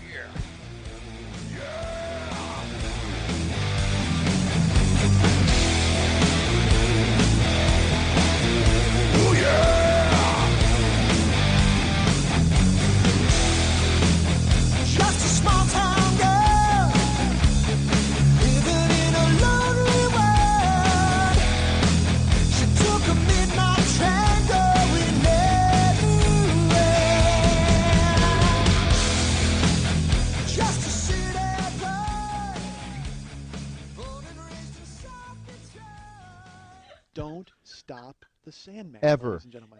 Ever. Ever He's stop unstoppable. that That little frickin' guy. Sandman. That Sandman can't be stopped. You know what? Don't even try it Forget about it. because he'll hurt you. I He's a hear you. bad man. I've got it. Rock Sugar in, Yes. in the house here at the 40-Year-Old Boy podcast. Damn Mike straight. Schmidt, I'm your friend and host, and Lily Von Stupp, of course, producer and filming it today. I don't know if it's going to wind up anywhere. No, you don't have to film it now. I'm Hey, just you got saying. plenty. She's been filming. Yeah, please. Relax. Christ, you got, how much footage do you have? Nobody watches any of our YouTube clips. We already pointed that out. There you go. I put up clips last year, and I will tell you, by the way, somebody needs to. Are you doing those? Is Chuck your tech guy for that too? No, For the for the YouTube clips, no. All right, yeah, because someone left the word rolling in one. You need to cut that out. Yeah, I was saying we've noticed stuff like that. Yeah, it's Well, yeah, we actually planned. it on just goes to show sure. that we're insulting our yeah. humor. That was our artistic credibility right there, man. Mike, You're reimagining we don't the insult YouTube. the way you edit your show. All right. So, Yeah, because I actually edit my show. No, but I saw that too. I don't leave rolling in. you know, we heard a couple of things that could have been, deleted, but At we're least you not didn't hear going to me- write At about least you it. didn't hear him tell me not to suck on this one, dude. Don't suck on this next one. All right, man. Right. You know, we cut Yeah. that out. No, but the funny thing is that we do those in a take. We At just, my house. just like you do. That's we what just, I did. We Yeah, just go that's in it. and we do it and put it up. So we're not trying to hide anything. Yeah, I agree. So a second track on Yes, sir. Reimaginator I want Yes. to get to is it's We Will Kickstart Your Rhapsody. Yeah. First of all, we need to work on the titles, fellas. I mean, I understand you want to make sure everybody knows what they're getting, but it's so cool if they are able to discover Yeah. what it's going to be. So Yeah. maybe you think about that for the second. All right, well, we'll take that into consideration. Thanks, Sure. Mike. We'll be in touch. I hope so. Yeah. What would you can you do have it. called that one? Yeah, that's a good question. You know, I would have to think about it. Get back to us. Okay. I'll do that. Yeah. I would have called it Kickstart Your Heart / Bohemian Rhapsody. Now, Yeah, that see, seems yeah, long. yeah, exactly. seems very But long. you're forgetting, we Will Rock You is in there, too. I'm getting to that. All right, well, yeah, okay. Sorry, And not only is We Will Rock You in there. All right, so in We Will Kickstart Your Rhapsody, it is Kickstart My Heart by Motley Crue, along with Bohemian Rhapsody by Queen and We Will Rock You by Queen. Yes. And the cool thing of it is it's reimagined, but also at the same time, if you know Queen, the We Will Rock You is the fast version from Live Killers. Yep, it's similar to that. Yeah. So it's like when you hear it, you're like, oh, oh, okay, because I mean, I heard it first, and I'm like, dude, that's all right. So then, and I, of course, I have to go run back to Live Killers and listen to it. Great because, album. Fantastic, because Yeah. the part with the he does the little opera thing just Yeah. before. Oh, Yeah. dude, fantastic. Isn't that great? Yeah, Queen Live Killers, huge album. So and you, dude, Vince Neil, the Vince Neil. Oh, thanks, man. Again, how much work is that for you to sound like Vince? It was one of those things. It's like She had to go to a coach to learn. no, that's just like capturing the essence again. It's like people are used to hearing this like this, so I want to make it similar to that. And it's just like trying to learn any other impression. You kind of go, well, what are the characteristics that I can hang something on right there, and you figured it out. But The great thing of it is because Vince Neil can't even do Vince Neil. That's what Well, the funny thing is how he learned. The funny thing is how he learned how to do Vince Neil. All right, tell him, Because dude. we were watching this show one Oh, time. yeah, that's right. This rock concert thing, and then And all you're of a in sudden, Moscow. Motley's backstage, and Vince is warming up. Yeah. He's going, "Mama, mama, mama." yeah. So he's like, Right? And he started doing it, and I'm like, dude, that Like sounds that. exactly like him. So when we were doing the record, That's what I did. we're like, just imitate that. Yeah, because I do vocal warm-ups before shows and stuff like that, and we were watching Vince, and it's a true fact, man. God bless him, but he's backstage going, "Mama, mama," and I'm like, well, okay, that's how you do that. That's it. and that's more cogent than anything he says on stage. Yeah. If you ever listen, we'll listen to those live albums of him. And Yeah, I he's like, loved it. You're not a honey, huh? He sounds like he's pretty caught in a good. fucking bear trap. That was pretty good, dude. That's good. You're coming in on the next one. That was Yeah. good. But you know what's funny? I will say this. Interestingly enough, you're one of the first people that put the Live Killers thing in there. Chucky doesn't even know what you're talking about right now because he doesn't know the Live Killers record. This is not an insult. Oh, and, okay. and in fact, he didn't mean to do that, but I caught the reference, and you're absolutely right. What's interesting is that even though it sounds like that, I'm actually singing the "We Will Rock You" stuff. The "Buddy, you're a boy, make a big noise." I'm singing that over "Kickstart My Heart." Oh, absolutely. Yeah. Yeah. So, but it happens to also be in the It same meshes realm. perfectly. I knew that. There's a fast version of "We Will Rock You." This is probably news to you. That's on a live album, and it's really, really cool, man. Yeah, So I'll play it for you. they It's did it on great. a couple live albums, and also the Live at the Bowl. It On was Queen Fire at the Hollywood Bowl. Yeah, there you go. Yeah. Yeah, I thought, it's- I don't know. I thought I wrote that song. Yeah, you also think you're Freddie Mercury, dude. I got bad news for you. You know, this sucks. This show is really bumming me out right now.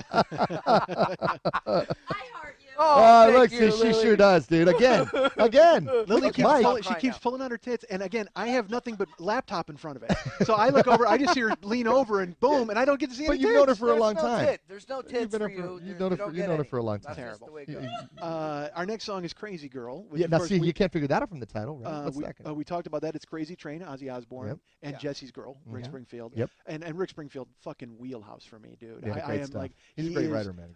Great. Since I was a kid, and it's so funny. I had a guy, one of the listeners sent me South Philly Paul is a listener, and he sent me the sheet music for Hi, Jesse's Paul. Girl. Oh, Hi, cool. Paul.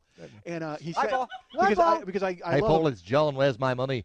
Go ahead, I'm sorry. Oh, we doing a little wacko there? Oh, no, Wacko's a smaller version of that. But We'll get back to that later. No, we want. You know what? Let's talk about that now because you did it. Uh-oh. I did it. You've done the voices you've done. You were Wacko on the Animaniacs. Yes, I was. Okay. Indeed, yeah. And then you've been Darth Maul in a video game. Yeah. And a few of them actually in the Star Wars stuff. I did Darth Maul. Dude, you're the Val Kilmer of voiceover. Well, He's I'm the just glad to Brad be the Pitt. Val Kilmer of something. Here's why: because Val Kilmer has played on screen. He's been Elvis. Yeah. He's been Batman. He's been Billy the Kid. He's been Doc Holliday. He's I been know. Moses, John Holmes. He's been Jim Morrison. I know. God, that's true. I never really thought of it like that. Wow. Voiceover work. You have been Santa Claus. Yeah. You've been Darth Maul. Yeah. You've been Wacko, which Yeah. is John Lennon essentially. Yeah. Captain Kirk. Yeah. Crash Bandicoot. Yeah. Elvis Yeah, as well. yeah. That's where you and Kilmer mesh. Sure. Yeah. Sure. You've done and you did Sonny Bono. Yeah, I did Sonny Bono. You sang as Sonny Bono on was it a television Oh. movie where you actually played you were Sonny Bono? Yeah. No, dude. This I is didn't. why play- I don't have an IMDb. I didn't play him. They had a good actor. I believe his name was Jay Underwood playing Sonny Bono. I think it would be a stretch for people to think I was Sonny Bono. But that was one of the only sessions, Mike, that I ever did. And again, with all respect, but they're like, you got to sing it worse, man. You got to sing it Wow. worse. You know, because I mean, Sonny, there's a lot of things, but a great singer, maybe not so Sure. much. So it's like, they say we're young, we don't know. It's like that. So we'll find out. It's kind of like Bob Dylan, really. Yeah, very much like Yeah, yeah. Yes, and no, so if you say we're young, we don't know. Now We were- that sounds like Vince Neil. I know. Mama. See, Neil with a cold. we'll just start whipping out all these catchphrases, man. But yeah. So yeah, Animaniacs came out because I always used to do the four Beatles. And I began with the character Wacko started as a miniature John Lennon. That's kind of because obviously if I'm talking like this, it sounds like a man, and Wacko was this tiny little fella. So I had to make his voice smaller and more little, So I made him littler. Really? and that's you. That's Yeah. a choice you make, and Yeah. then they go, "Fuck yeah, that's it." Yeah, they liked it. Apparently, That's what Steven Spielberg said. He said, "Fuck yeah, that's it." I wasn't there at the time, but it may be something like that. And but he heard a lot of auditions, and I do know that I was in the top 10 to get that part or something like that. And that as soon as that came on, he went, "That's it." You know, like three or four words into it, he said, "Yeah, that's it." That's great. And I just think he liked the fact that nobody else was demented enough to think of doing it as one of the Beatles. You know? Well, I did come up with the hello nurse part. Oh, you did? Was that did you? you? Nobody You know. knows about that, but yeah, Okay, that's, yeah, that was Chuck. exactly. I'm sure that's news to Spielberg too, Spielberg actually. doesn't know it either. All right. So Crazy Girl, man, Springfield is so wheelhouse for me. And I love it. The guy, when he sent me the sheet music, he actually wrote, "Hey, I know you've copped to sort of liking him," and I'm like, "No, I didn't cop to anything. I fucking love Rick Yeah, Springfield." yeah, great, yeah. The Tao album, I've seen him live 3 times. There's a I'm great new album by him, by the way, if you don't have it. already. the ballad one. No, it's a new one. I forget what it's called. Oh man, if you Google it, his new album, there's a song called "What's Victoria's Secret." I have it. That's- Live. I have that yeah, album. Great album. The last album. Okay, Great I thought album. you meant there was a new one. No, Dude, no, come on, I'm up on. Oh no, come Dude, on. I have the fucking Sahara Snow album. Yeah, I have, me like, all too. of it. Oh, dude. See? Ravian. Come Oh, on. dude. See? God damn, Rick's See? the man. We have the same stuff. And that's amazing. So the second I heard that, literally, I'm listening in the middle of the night to the album. And the third track I hear is Crazy Girl. I just start laughing. I Right. just start laughing. Well, that's 'cause I'm so happy. And that's the thing. You know, and I love that he said. I love that you said that. And honestly, at the risk of sounding maudlin, that's what the purpose of the band is. We want people to be happy. Okay, and it's like with Crazy Girl, that particular song. First of all, when Chuck told me we were going to do the Queen thing with Motley Crue, I said, "You're insane. That's great. did. You know, That's one of that's the ones nuts." where he said I said, you're I said, absolutely first out of of your all, I said, Queen's not really a pop band. We're kind of blurring the line. Whatever. We said we make our own rules. Who cares? We're going to do this. We're going to get Right. to that later. Right, exactly. But Crazy Girl came about because two things, man. I know it's like I'm good as a front man or whatever because I pretty much know what audiences are going to dig and what they're going to respond to, right? And I know that when the riff to Crazy Train starts, that place is up on its feet, okay? Yeah. And I also know that as soon as every girl in the place hears "Jesse is a friend" over the top of that, they're going to start screaming. Sure. So it's like this is a can't miss Yeah. thing. So that's one of the ones literally where I came to him and I said we have to do that. Done. And fortunately And I that was like, worked. Really?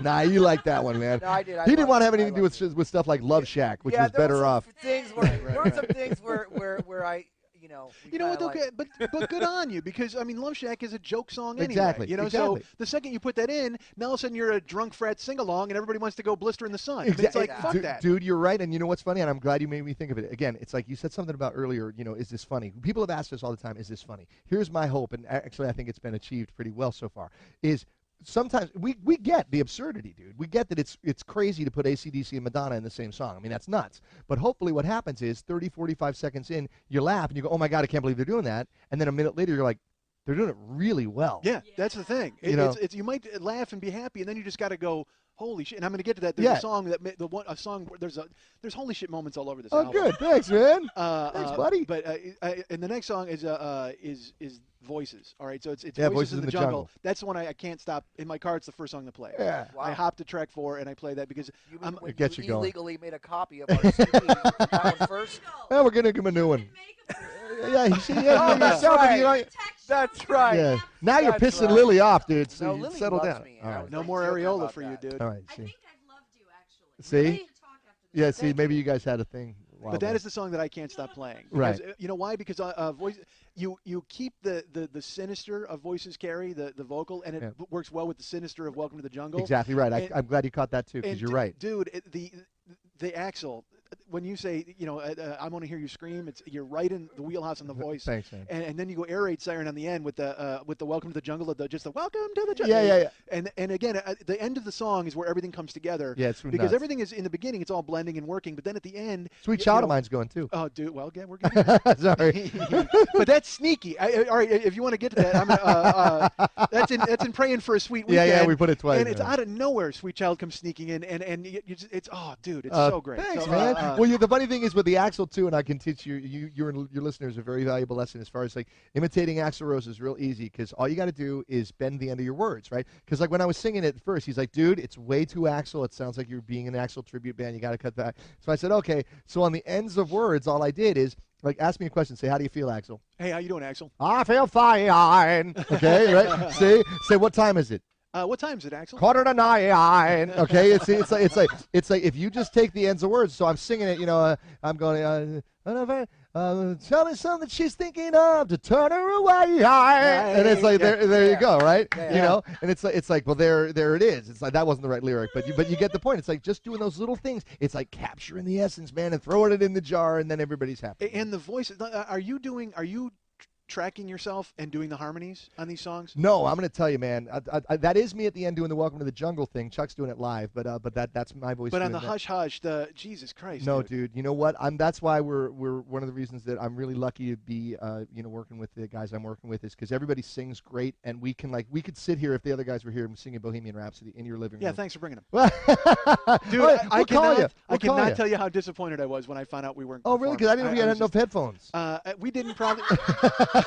Plus, there's no room They at the told us table, we man. only have Mike, where are they enough going to headphones sit, for dude? Well, there was a possibility of going to your studio. I was like, I was so excited. Oh, to, our studio's nice. We could have done. We'll do an acoustic thing for you sometime. I was really excited. So Well- and then when I heard, because my email's been out, so she's forwarding me things. Yeah. And I didn't know you were coming until Monday night. Right. At 3 a.m. Well, perfect. And she said. That's when we actually did come, but nobody was here. So yeah, and then I found out that, and it's like, oh, we're just coming, and we probably won't do the acoustic thing. And I'm just like, Oh, dude. I know, and it's like we were thinking if there's 2-part harmony stuff we could do, but there's Yeah. really nothing. I that's- wanted to come and do it, man. But Well, he I can said go no. low. What do we need to do? Where are we? We'll work. I'll go work bottom something- end. we'll work something out. But no, it's like the harmony stuff. I did not. I think there might be 2 little things on this record that I'm singing in the background, and everything else is the guys. So primarily Chuck. Chuck arranged most of that stuff. He's got a great ear, and he picked the parts and he stacked everything, and it's really impressive. The harmony stuff is amazing. Well, speaking of a great ear, let's get to. We're on. Here Don't comes have the any song fool. called anything with an ear. We're on. Here comes the fool you want. Here I comes know the where you fool got you that. wanted. Here I comes like the that ear one. part. Yeah. Right. Here comes the fool you wanted. Has 4 songs. It's got Here Comes the Rain Again, Eurythmics. Yep. It's got Wanted Dead or Alive by Bon Jovi. That's the open. Yeah. And then at the end, you bring in Sweet Dreams by Eurythmics just to throw it in Yeah, at the yeah, end yeah. vocally. But dude, and this is where Chuck Duran shines.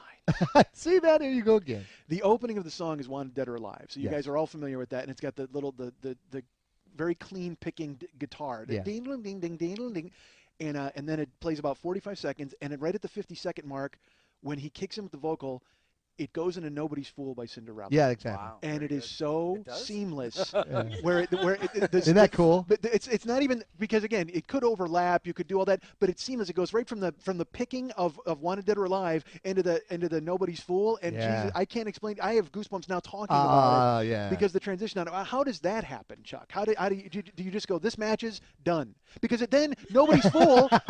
I will tell you this. Nobody's Fool plays as it's the bed throughout the rest of the song. It's the Yeah, there's a lot. and unfortunately the riff's escaping me, but it's the bottom, and then at the end is when you finally do the vocal of Nobody's Fool, Yeah, we start Nobody's. throwing that in, But yeah. so it's insinuated. It's just if you know the If song. you know it, you'll catch it. If you Yeah. know it, you know it because it's the basis of the song. And Yeah. until the end, when the overt Nobody's Fool, I can't explain to you how perfect it is when Yeah. it goes. Buy the album, buy Reimaginator over at rocksugarband.com. rocksugarband.com. When you hear that guitar, so Chuck, huge man. And how does that happen? Yeah. That was basically an accident because I didn't even know what you're talking about. Get the You fuck know, out of I here. thought I fucking wrote that. I keep writing shit that everybody He also already already wrote. He thought he wrote "Hey Jude." Totally. No, man. I mean, it's like that's our favorite Cinderella song, and the drummer of Cinderella is a It's good a great friend of ours. Yeah. ours, you know, So we Fred thought it'd be Corey. nice to. put And something we're in like, we got to do a Cinderella song, and Sure. he said you probably shouldn't, but we. Well, you know what? we did. I wanted to ask this. Fred Corey's a friend of yours. Yeah. there. Yeah, great friend. Have you heard from these? Because again, you grew up on the Strip and you know all these guys. Have you heard from anybody? I mean, is fucking. I mean, granted, I'm sure some fucking. First of all, how many times is Mike Tramp calling you, telling you, please do my song? I mean, all these other fans, they want you to unearth them and bring them back.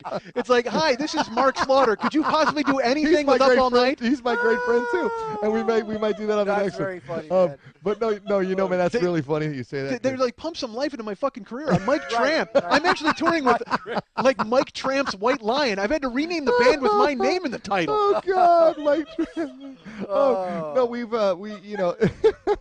well, let's see. The best way to answer that, we've Freddie obviously really loves the record and has been a champion of it since the beginning, and we're now in the process of getting it into the hands of the various bands. So I anticipate a lot Okay. more. I can say just obviously this is going out, so it's not completely off the record. There was one instance where somebody, and there's no way I'm going to say it. But there was one instance where an artist was convinced it was. Yeah, see, look, she's trying to tempt me in every way she can. Yeah, we don't really want to talk about it. Yeah, but somebody thought that we had sampled somebody's voice, and we didn't do that. That's but- all. Because no, that's straight Jess Arnell. Ladies Yeah, and gentlemen. thank you very much. Without a doubt. That's very true. And but no, so far the early reports are that everybody's digging it, and we're gonna have more and more of those in the next couple. Good. Like in the next month, I think. Those we'll early have more. reports are all coming from one bus because all of these bands are together on those package tours. It's not like anybody's out headlining their own deal now. Yeah, So literally, Don Dokken leans over and taps Graham Bonnet on the shoulder as they're watching videos. Graham Bonnet! And he's like, "Hey, did you hear this?" No, you know what I love though, dude, is that is that one of my biggest hopes, and I frankly I knew this thing was going to take off. I didn't know it was going to take off as fast as it is and as good as it is and everything that's going on with it. But one of my biggest hopes when we're making the record is because I'm such a fan, as you are, obviously, Mike. Sure. Because I think we're both kind of lexicons of this stuff. I think that is the hope that we will hear a lot of positive feedback from these people because more than anything we're just trying to honor what they did. Right. Just do it in a Well, new, you do. in a You new really way. do. Yeah, which and is they real ought to be respectful, because again, you don't monkey with it. No. You know what I mean? You're true to them. You just bring them back to life. I think it's great. Yeah. I can't love it enough. Shine a new light on them. Next song is "Shook Me Like a Prayer," Yeah. which also I can't stop listening. Literally, we go 4, 5, 6, 7, 8 in my car, It's Oh, and cool, then 9 man. as well. "Shook Me Like a Prayer" uses "You Shook Me All Night Long" AC/DC, and I did mention that it's got that like CC DeVille kind of growly Yeah. guitar in the beginning, Tone. so it even reimagines the riff Yeah, of a "You little Shook Me All bit, Night yeah. Long," with "Like a Prayer" by Madonna. Yeah. Which is such a great song. Yeah, That's- it is a great song. That's man. another thing. It's You're like right. people who that's one of the problems with metal and quote unquote metal. Everybody would be like, "Oh, pop, that dividing sucks. line, Madonna yeah. sucks. You got to love this or you got to hate that." Nah, it's Bullshit. crap. It's all Totally. great. And If it's Like great, a it's great. Prayer is a great song. man. And the vocal line of it is so money for your voice when Thanks, you go in man. and sing it. It's so perfect. Thanks, and there's a breakdown Yeah, dude, I love this. in the middle of the song, and it's a musical breakdown, and there's just a bell. All there is a bell, so that's Hell's Bells. Yeah. Okay. But there's a drum break, and that's Bad Medicine by Bon Jovi, isn't it? Oh, there is like the bad medicine tip. In the Oh, hat in dude, there. I'm Yeah. mad. I thought Yeah, I yeah. thought I discovered that because it goes do do do. I thought for sure that was the 34th, like the hidden deal. No, I can see why you would think that. No, damn it. that might have been accidental, and if it is, it's just a So you drum are thing. missing one. But yeah, we'll I get can't to, wait. We'll, All right. we'll tell you what it is. You don't know what it is. We'll All right. find out. This surprise one. But no, Hell's Bells, man. Actually, because that's the way it goes. Ba-dum, down, down, down, down, down, down, ba-dum, down. Right, but So- it also has like I thought it was because I thought it was I both hear of them. I can see why your love Yeah, is like ba-dum, yeah, yeah. it's similar. To I that. thought it was married together. So I was Yeah. like, oh, damn it. Now they're divorced. Well, good. Well, that's good. No. Well, we want it didn't work everybody out. to know that it's not because we don't want to have to pay Another royalties on fee, the yeah. song So it's that not. It's we a drum didn't thing. use. My Ba-da-dum. Bon Jovi's got enough money coming. Oh my Yeah, gosh, exactly. yes. Oh my gosh. Uh-huh. In fact, he just bought the band. Oh. I'm just kidding. Why not? Yeah, he owns While we were Roger. talking, he just bought the band. Okay. And our next song is Straight to Rock City. Yeah, that's Now, a great one, right? and I have questions about Straight to Rock City. All right. Because Straight to Rock City uses Straight Up by Paul Another Abdul, great song. sung over Detroit Rock City by Kiss. Yeah. And also the vocal on this is great because again Thank you bring an intensity to it that she was a little frothy and it's because it's a frothy pop song. Yeah, of course. But you bring Yeah, yeah, but you sing it with purpose. Yeah. I don't mean. I hope that doesn't sound No, weird, no, but I you totally actually get it. bring intensity to it. Yeah. So it goes great. I want to know how the fuck has Kiss not sued you guys yet? I don't. Gene Simmons thinks he invented the treble clef. And I think Paul Stanley actually sued the Sky because it has stars in it. So how have these guys not come after you? I don't. Oh my I don't God. get it. Oh, First of all, Mike, I got to tell you something. This is no, listen, because the thing is about Kiss is a lot like a buffet, and when you go to a buffet, you're gonna want to get the prime rib, but you're also gonna want to get a cream puff at the end of the day. So Kiss is just trying to give everybody a little bit of filet and a little bit of cream puff at the same time. God damn it! I have to take my headphones off to laugh loud. God damn it, Paul Stanley! No one does Paul's speaking voice. My friend Pat does Paul's patter voice. Because everybody does this one all the time. People, you guys got to get a little bit high tonight and all that stuff. Yeah. Lions on the floor. Let me hear you roar. Yeah, All that My horseshit. lions in the upper seats, all that stuff. He turns into Aretha Franklin. He goes from being a Long Island housewife to being Aretha Franklin, which is really weird. But because most of the time this is how he talks, and that's it's just fun. Perfect. But, Goddamn perfect. Thanks, man. But the thing is, with that came out of left field, right? No, the way You got to. Will you Yeah. record a drop for me as Yeah, him? of course. Yeah, all right. sure, All right. whatever I have to have it. Whatever you want, as long as you go to Halen imitate me, I don't mind. But no, the thing is, man, it's like as far as them not suing us, it's like if it were a situation where we're trying to get away with something, then it would open itself up to that kind of shit. There we go again.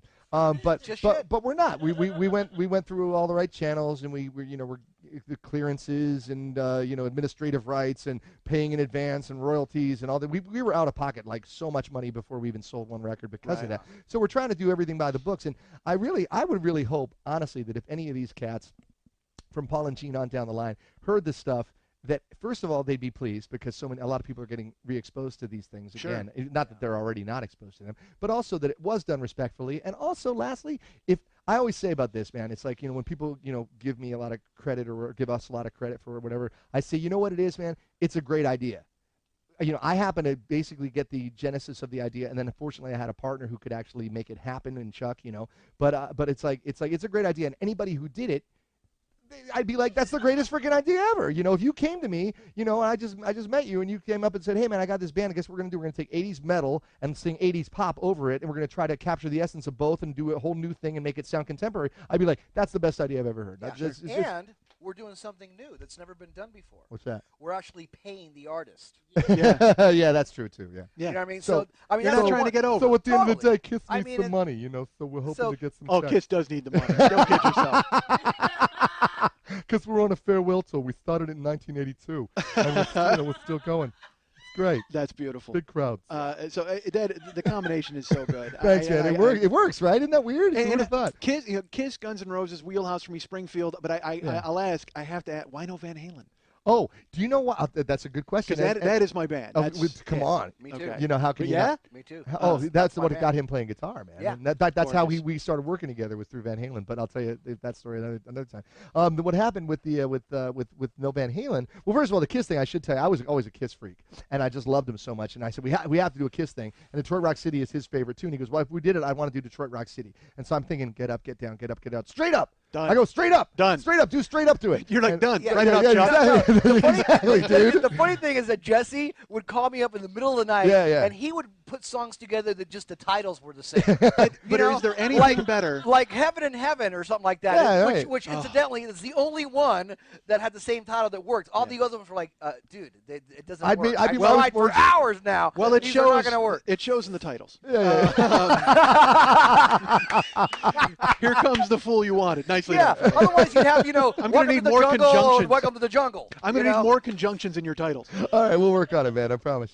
Is there anything better than really knowing that something's going to be great? Oh, Is God, there it's anything good. No, better? it's a good Like you feeling. said, you call in the middle of the night, and a you're good feeling. happy the fucking phone is ringing because you're like, dude, he had to come up with something brilliant. There's no better feeling than perfect creativity. No, It's- it's amazing, and in fact, I have that moment. I can tell you that moment, man, when it was because we have this other band called Loud and Clear, and Loud and Clear is a perfectly, really good melodic rock band. I mean, they really are great songs. on melodicrock.com often. There you go, exactly. So you know about that. We're doing their festival in a couple. They're a weeks. punchline. No offense, they're a punchline for me. Like we always, my friends and I will always, because they plugged Never Not Funny because we told them we mentioned a lot of classic rock bands, Oh, good. and inevitably there will be an email chain between me and my buddies, and I'll always be like, dude, did you see that Harem Scarum is a new release? Love Harem Scarum. Please, Love Harem. oh dude. Oh God, my favorite band. Dude. I haven't like heard 'em? one note. Haven't heard one note. Oh, no they're offense. fantastic. So just it makes me laugh that I'm gonna guy at bring you on. melodicrock.com literally. He can't. They're his bulldozer. Like literally, fucking Harem Scarum's gonna break through, and I'm gonna fucking be there. goddammit. He won't stop talking about Harem Scarum. It's insane. Well, I'll give you their best of it. You'll see why. Okay. I'll All right. make a gift. You'll to you. like it. But I won't burn it. I'll order it. See? Yeah, you see. So that's for me to use. Take a But- tip from Chuck. But anyway, coming man. back to your earlier thing, you said something about Van Halen. The reason we didn't do Van Halen, honestly, is because we're an LA band. We're based in LA. Do we want to tell him the truth? Yeah, I always tell the truth, man. I'm telling He the doesn't truth. lie, man. No, I don't lie. He I'm not curses big- a lot, too. No, I don't, dude. I've only done like 3 curses I this know. whole You're time. good, buddy. Okay. We forgive you. No, the thing is, we're an LA band, and I know that when we emerge on the LA scene, which is probably going to be in the next couple months, we'll probably inevitably draw comparisons to Steel Panther. Okay, even though, again, we are Steel Panther fans, we love them. All that we're doing that's similar to them is that we're doing 80s music. Sure. Okay, but other than that, that's where this and that there's a lot of hair involved. But but other Thankfully. than that, yeah, but Real hair. other than that, that's where the similarities end. Okay, so but I thought, you know what, we talked about it because we love, Chucky loves Van Halen and so do I, and I said, but you know what, if we do that, man, Ralph, the singer, Steel Panther, not only is a great singer, he's also a good vocal chameleon and can change his voice too, and does a great job of it. But man, when you see that guy do David Lee Roth, it's David. It's dude, retarded. Hands down. It's Yeah. Yeah. there's I've seen him with Atomic Punks, and I used to. Here's he's here's not how in that good he band is. anymore. Did you know that? I did not know that. Yeah, he's not in Atomic Punks. But he's doing the Panther Steel thing. Panther Yeah. thing. so picking up all his But stuff. here's how good Ralph is at David Lee Roth. I was bouncing Yeah. at the House of Blues, Yeah. and I was not on the floor. I was outside looking at IDs, and it was I think Boogie Nights was there, Yeah. which is a '70s type of band. Also great. And they 70s started to disco, play, disco yeah, band, and they started to play. They heard a guy started to talk stage patter, and I went. I got rabbit ears where I went. David Lee Roth is here. Yep. In my head. Oh, I know. It's and they played was it Ain't Talkin'? Or no, You Really Got Me. Yeah. And because it was 70s, it was a 70s type band. But in the middle of it, he started to do the riff from, I heard, all about your disease. He started doing Talking About Love. Oh, yeah. And I went, that's fucking Dave. Yeah, yeah. I left my post. right. So go. Yeah. From checking IDs, I'm like, stay here. Yeah. And I went inside to see David Lee Roth with the Boogie Nights, Yep. and it was Ralph. And Yeah. I'm like, holy God. Yeah, yeah, it's amazing. He's so good. So that's the thing. So we didn't do it because we're here, they're here. And listen, there's a little secret that I'm passing along to anybody who ever wanted to do voiceover or anything else like that has always been my byline with this stuff. And that's that if you want people to think you're Superman, never show them your kryptonite. Okay, in other words, don't show them the stuff you don't do great. Sure. Only show them the stuff you do great. Okay, Yeah. so it's like I get called sometimes. I got called to be on The Simpsons one time, and they wanted me to do a horse, like to do a horse sounds.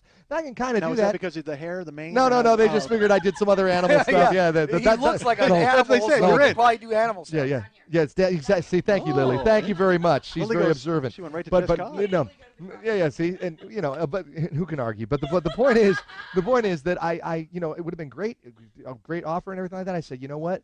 I don't do it great. There's a guy in town who does that great. Call him. And I'm like, crap. But at the same time, that's why when I show up to jobs, most of the time they're like, Jess can do anything. The truth is, obviously, I can't do anything. Sure. But I don't let them see the stuff I can't do. So Yeah. if I did a Van Halen thing, and again, I'm trying to capture the essence of these great singers without being an impressionist, people would go, wow, it's really good. But you know who really does it great? Is him. Right. So why And mess Jesse with does that a lot, man. He's that guy. Sure. Yeah, I don't Yeah. want to. I don't. He's the guy that's like, you know what?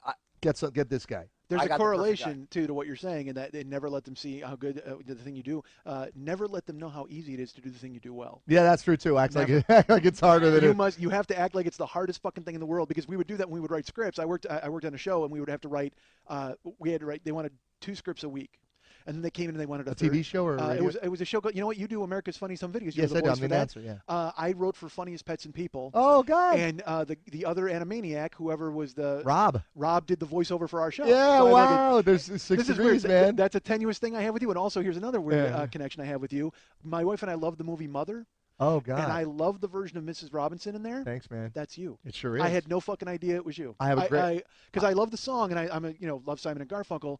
But Okay. that version of that song, my wife and I would hear it, and I'd go, oh man, it again perks your ears up, where you just go, this is a fresh version of a song I've always loved, and Right. it's still it's great. I love that. I love that too. And then in the I think the 48th page of your IMDb catalog, as I tried out my second highlighter, I found that you did that version. Yeah, that's me and another guy named Steve Lively. Yeah, we did that together. And I'll tell you, there's a really funny story, and I got to tell you, if you like Mother, I take it you like Albert Brooks. Love him. Okay. Genius. This is So much of a Dude. genius. He made Dude, all right, again, man. Albert This Brooks. is I'm at a weird. stoplight in the valley. Uh-huh. He turns left in front of me. Right. I pondered doing a U-turn on a red to follow him, just to tell him what he meant to me. Oh, dude, you know what? I got 50 stories, but I'm going to tell you one. I'm going Okay. to tell you one story, okay? So I get a call from Mark Shaman, who's the guy who wrote Hairspray, the brother. And did all the South Park South Park. stuff. Sure. And he's fantastic, right? Okay, and he says, hey, man, I want you to come and sing this Simon and Garfunkel thing for a movie. I said, oh, good. It's for the movie Mother, like Mike was just saying. And I said, oh, cool, man. Whose movie is it? And he goes, well, it's Albert Brooks. And I'm like, my head exploded, and I'm like, dude, I'm like huge fan of Albert Brooks.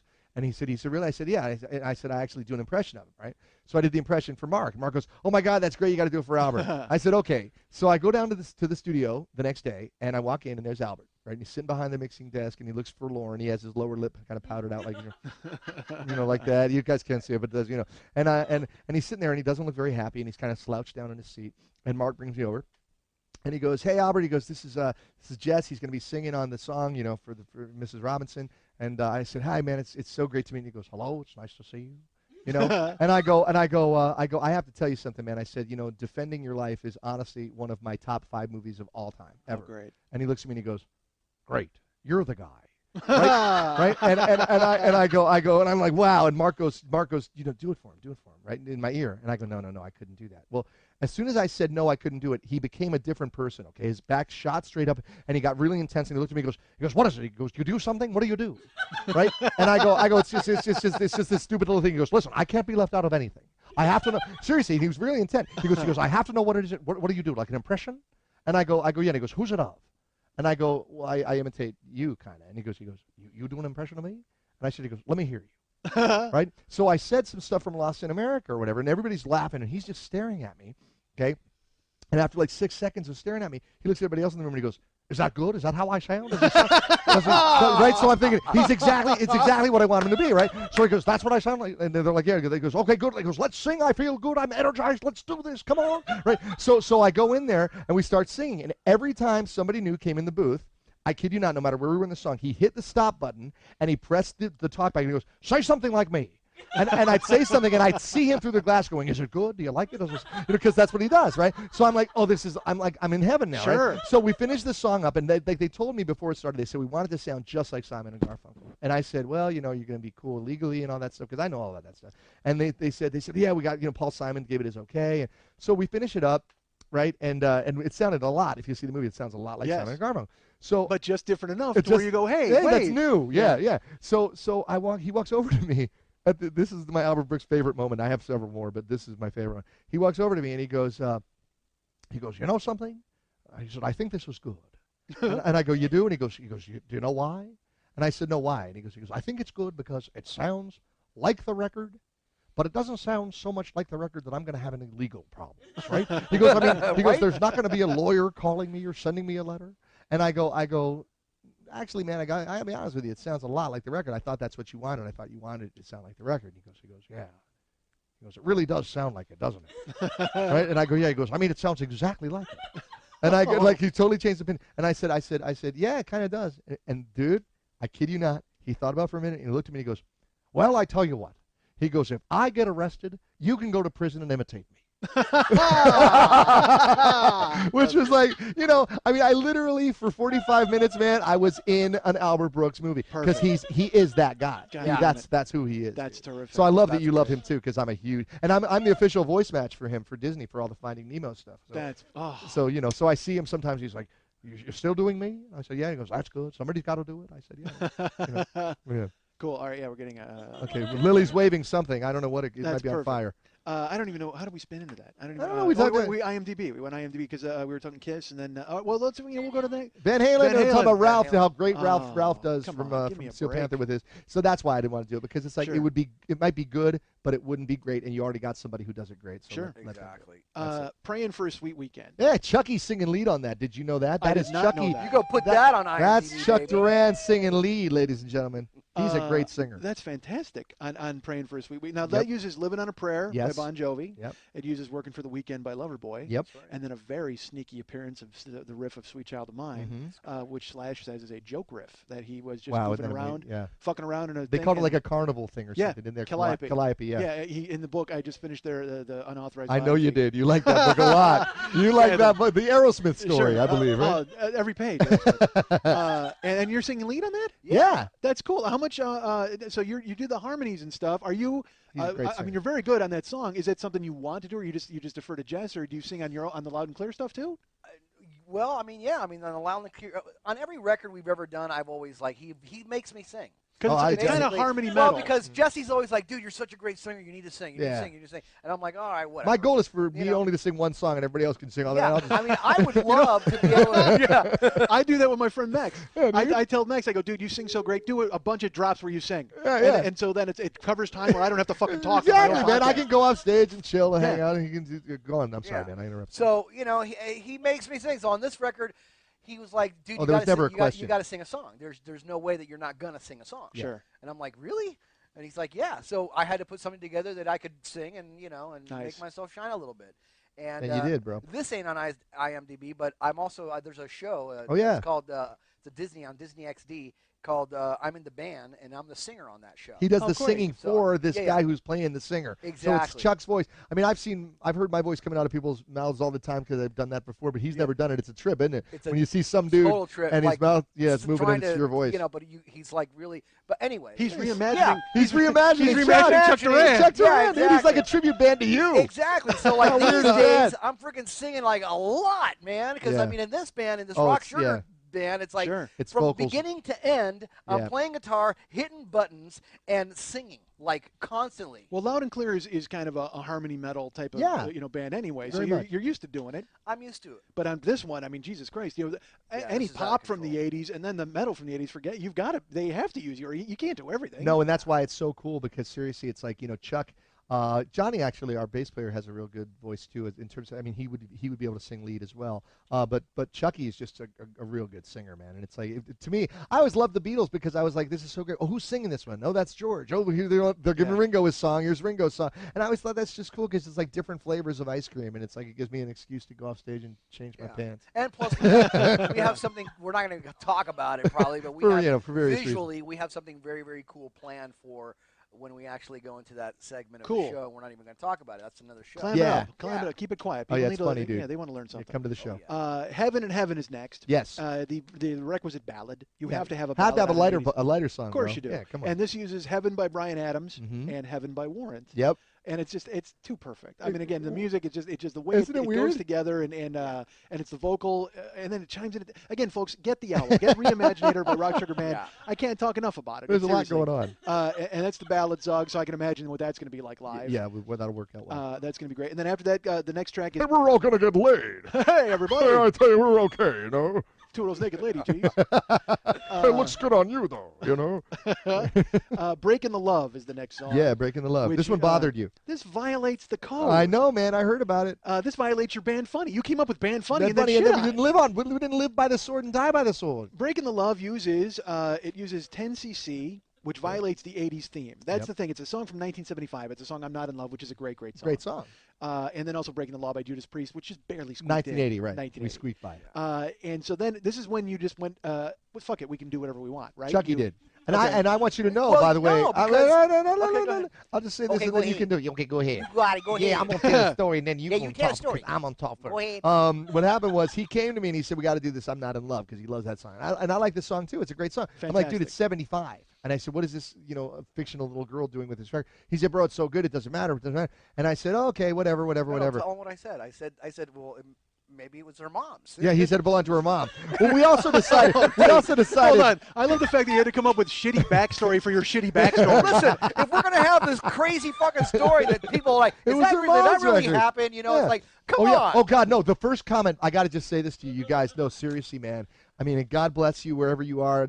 No offense. But when our Facebook thing first went up, very, very early on before the buzz started, and I think now we've had over 500,000 hits on YouTube on the various things and stuff. Even the one video went down. Yeah, after- you had some problems with Sony. Yeah, we'll talk about that in Okay. a little bit. But that had 315,000 or something when it went down. But anyway, this girl, when we first had the Facebook, you check it a lot because you just got it and you don't see if anybody actually is interested. And so I would look at it sometimes, and this one girl wrote, man, and I was just like, again, you're a sweetheart, man. We love you. But it said, I just want to say how much I love this band. This is my new favorite album that I've ever heard, and I think it's all the more remarkable considering what they had to go through, and I'm just glad that they made it back alive, and I hope that they're all healthy and happy.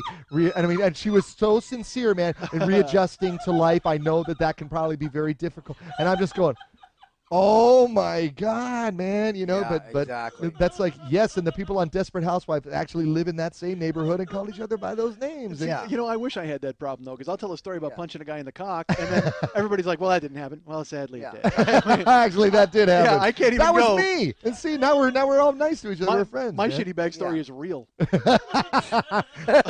And he talks about it so eloquently. Sure, doesn't I do. So our next song is "I Love Sugar on he? Me," Yeah. which is it's got "Pour Some Sugar on Me" by Def Leppard, Yes. and it's got "I Love Rock and Roll" by Joan Jett. Another and the song Blackhearts. girls love.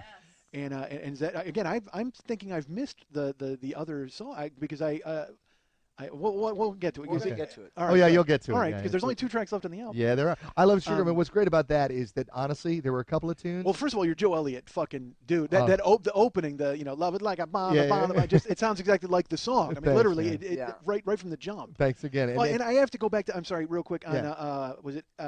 Where were we? What was the last song? Breaking the Love. The vocal and the harmonies are fantastic on Thanks, that man. song. Yeah. And it's funny if you listen to I'm Not in Love. It's a very spare song. Yeah. Yeah. And to flesh it out with the Judas Priest thing, and then to add the vocal and the, kind of a metal edge on the Yeah. I'm not in love. Yeah, you know what I mean? yeah. You had to. So great You because had it's to. such a clean song, Right. and you dirtied it up, and it's so great. So Thanks, man. I kind of glossed over it. No, I really appreciate So that. you like the song? Love it. I love the whole Oh, album. he just says the fake band story doesn't add up to the 70s, dude, which makes sense. I mean, but again, who's We should rewrite the story then. we're rewriting the story right now, dude. We're writing Let's this- do it. We're writing the story right now. I love it. It's just come no, on. come on, I, dude. you know, No, come on. Your points were actually when I listened to you for the first time and you were saying that, I'm like, you know what, he's right. Because you were right. But no, I love Sugar on Me. That was another one that I came to Chuck with, and I'm like, this can't be complicated because it's the same song.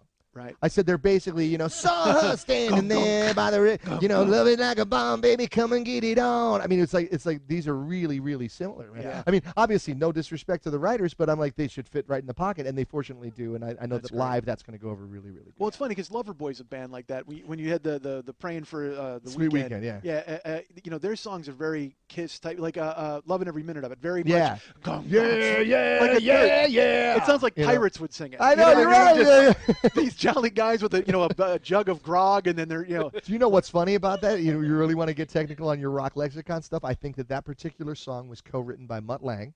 okay. Who, as you know, did all the Def Leppard Sure. stuff, and he's very big on those. Yeah, yeah, yeah, course he is. yeah. So that Yeah, makes so that's what I'm perfect saying. They're sense. very wheelhouse with one another, and Loverboy is just very much a chanting, and so Def Leppard too can really Exactly. So to have those songs go together, perfect. Thanks, man. Now, the song where I almost woke up my wife. Oh, The song I kept listening. it And I was kept listening. wife-worthy, man. Well, I told you 4 in the morning. Is this Yeah. because it made you feel sexy, or what were you wanted waking to tell her up for? something. Your man? very presence here makes me feel sexy. Chuck Berry. He's talking to Lily, dude, not you. No, that's Chuck. Round and Separated. Yeah. Which I actually a title I think I like. Well, thank you. As opposed to clunking it up with 900 words, Round and Separated, perfect. You're gonna love the next title, but we'll get to that. We'll in a get, minute. oh Jesus Christ.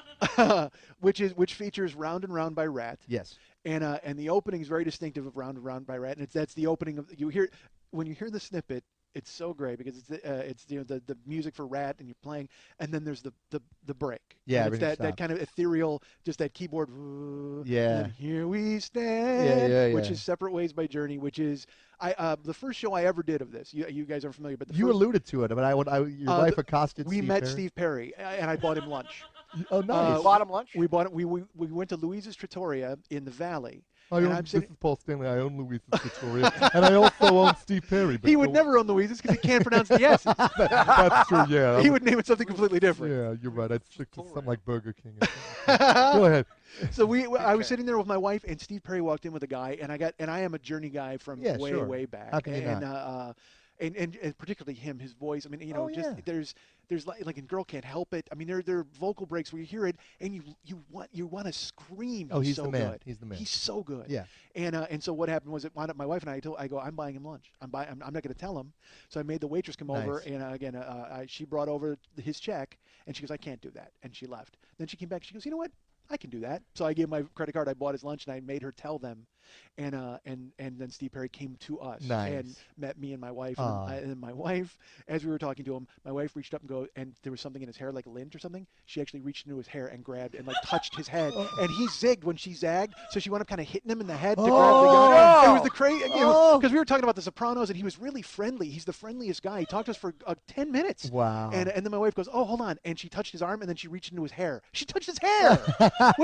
and we all know Steve Perry. You want to touch his hair. Yeah, sure. She just did. Just completely. She felt so at home. She just reached into his hair. Hold on. And then yank. she sold the finger she touched the hair with on eBay and made a lot of money.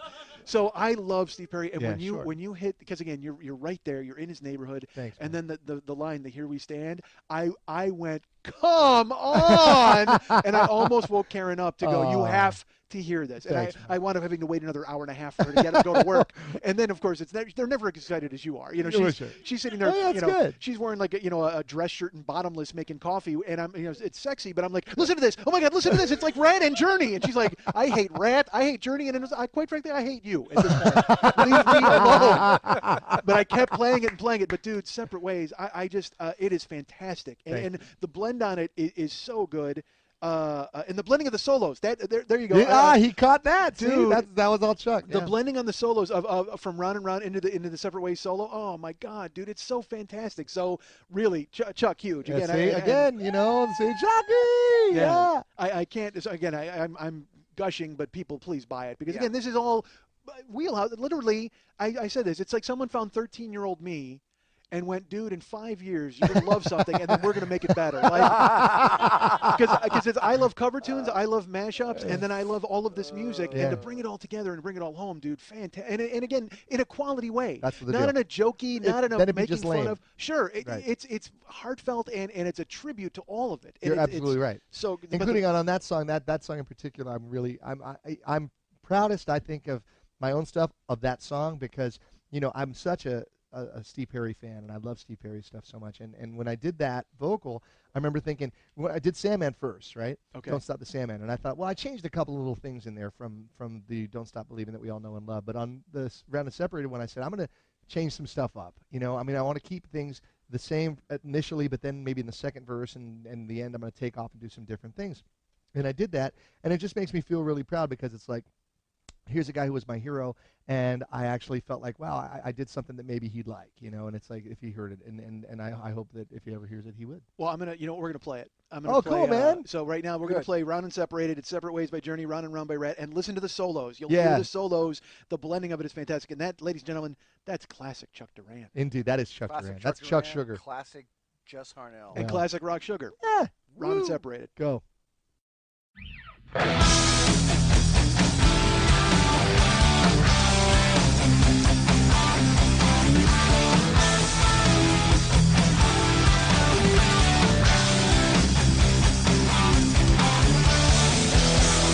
Here we stand, worlds apart, hearts broken into two.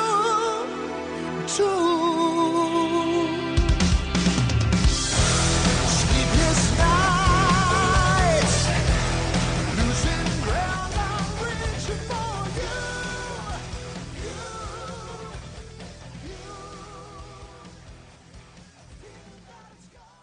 And now, ladies and gentlemen, Mike Schmidt, the 40-year-old boy. Hey, it's Mike Schmidt. Chuck, that was really good, man. Thank you, man. I appreciate You it. sounded See, great. see, I'm freaking good, man. Now you can put this on your IMDb page. You know it. I'll have one You'll thing have on one. there. Yeah, you can get something one. I stole from Jess. Right. Right. My claim to fame. That was Round and Separated, ladies That and gentlemen. was, And with indeed. the note at the end, the what? Yeah, The Steve Perry. I can't do it, obviously. Well, actually, I can. I'm That was good. pretty You just good. did. I'm Come very on. good. Yeah, you just did it too. Everybody do it. Yeah, I'll do King Diamond and clear this room. So will he. So the fantastic track, a song I love. And now we Thanks, man. come, Rock Yeah. Sugar, Yeah. to the last track Yeah. on this album. Yes. And what I think is probably the most complete blend of songs. Yeah. Where everything really kind of married in, except for one. All right, well, there's one thing I'll say. This is the song, first of all, it's called, and brace yourselves, it's called Dreaming of a Whole Lot of Breakfast. Yeah. Which that just seems like we gave up. It seems like it was midnight in the studio. You were just about to wrap it and went, you know what? Fuck That's it. when we start. Let's take a word from every title. Yeah. Because it's on this song. Now I think there's 4 songs on here, right? There's 4 that I know of. Yeah. he probably caught it then. Oh, okay. There's Breakfast in America by Yeah. Supertramp. Yeah. And then there's Dream On by Aerosmith. Dream On is the open. Yeah. And then the lyric, and then it kicks in. You know, the lyric is Breakfast in America, but then you bring in Dream On later. Right. And then, but this is my issue here: the stop down to bring in the whole lot of love guitar. Yeah. That's the only moment Bugging you? where, well, everything's fantastic. Look, everything's fantastic. Okay? Okay. But it's the only moment where it seems like something you went, let's put this here. Okay. It's the only, and I just want to ask like the thought process of that, because everything else cascades and mixes and perfectly blends, and all of a sudden, was it just because Zeppelin is so monolithic we had to stop No, and go, actually, you know what's really remarkable for those of you guys who may not be aware of this? This guy seriously, I mean, I'm like freaking Rain Man with rock music. I'm serious. I'm really retarded. I know everything that everybody ever did. I'm like, yeah, of course, definitely done in 1967. Yeah, Abbey Road Studios, but definitely the Beatles were out of town that week, so it was done by another band. You know what? I know all this stuff. Mike knows his stuff, man. It's like when it comes to this, it's very impressive. It really is. And the answer to your question, why that stop is there, that actually, the song primarily came from Chuck. That, I believe, came from me. And the reason for that is because coming back to the crowd response thing, the reason that stop is there is because live, when you do that, I forget what goes into it, but when you stop and then there's a light on him, and he just goes, Perfect.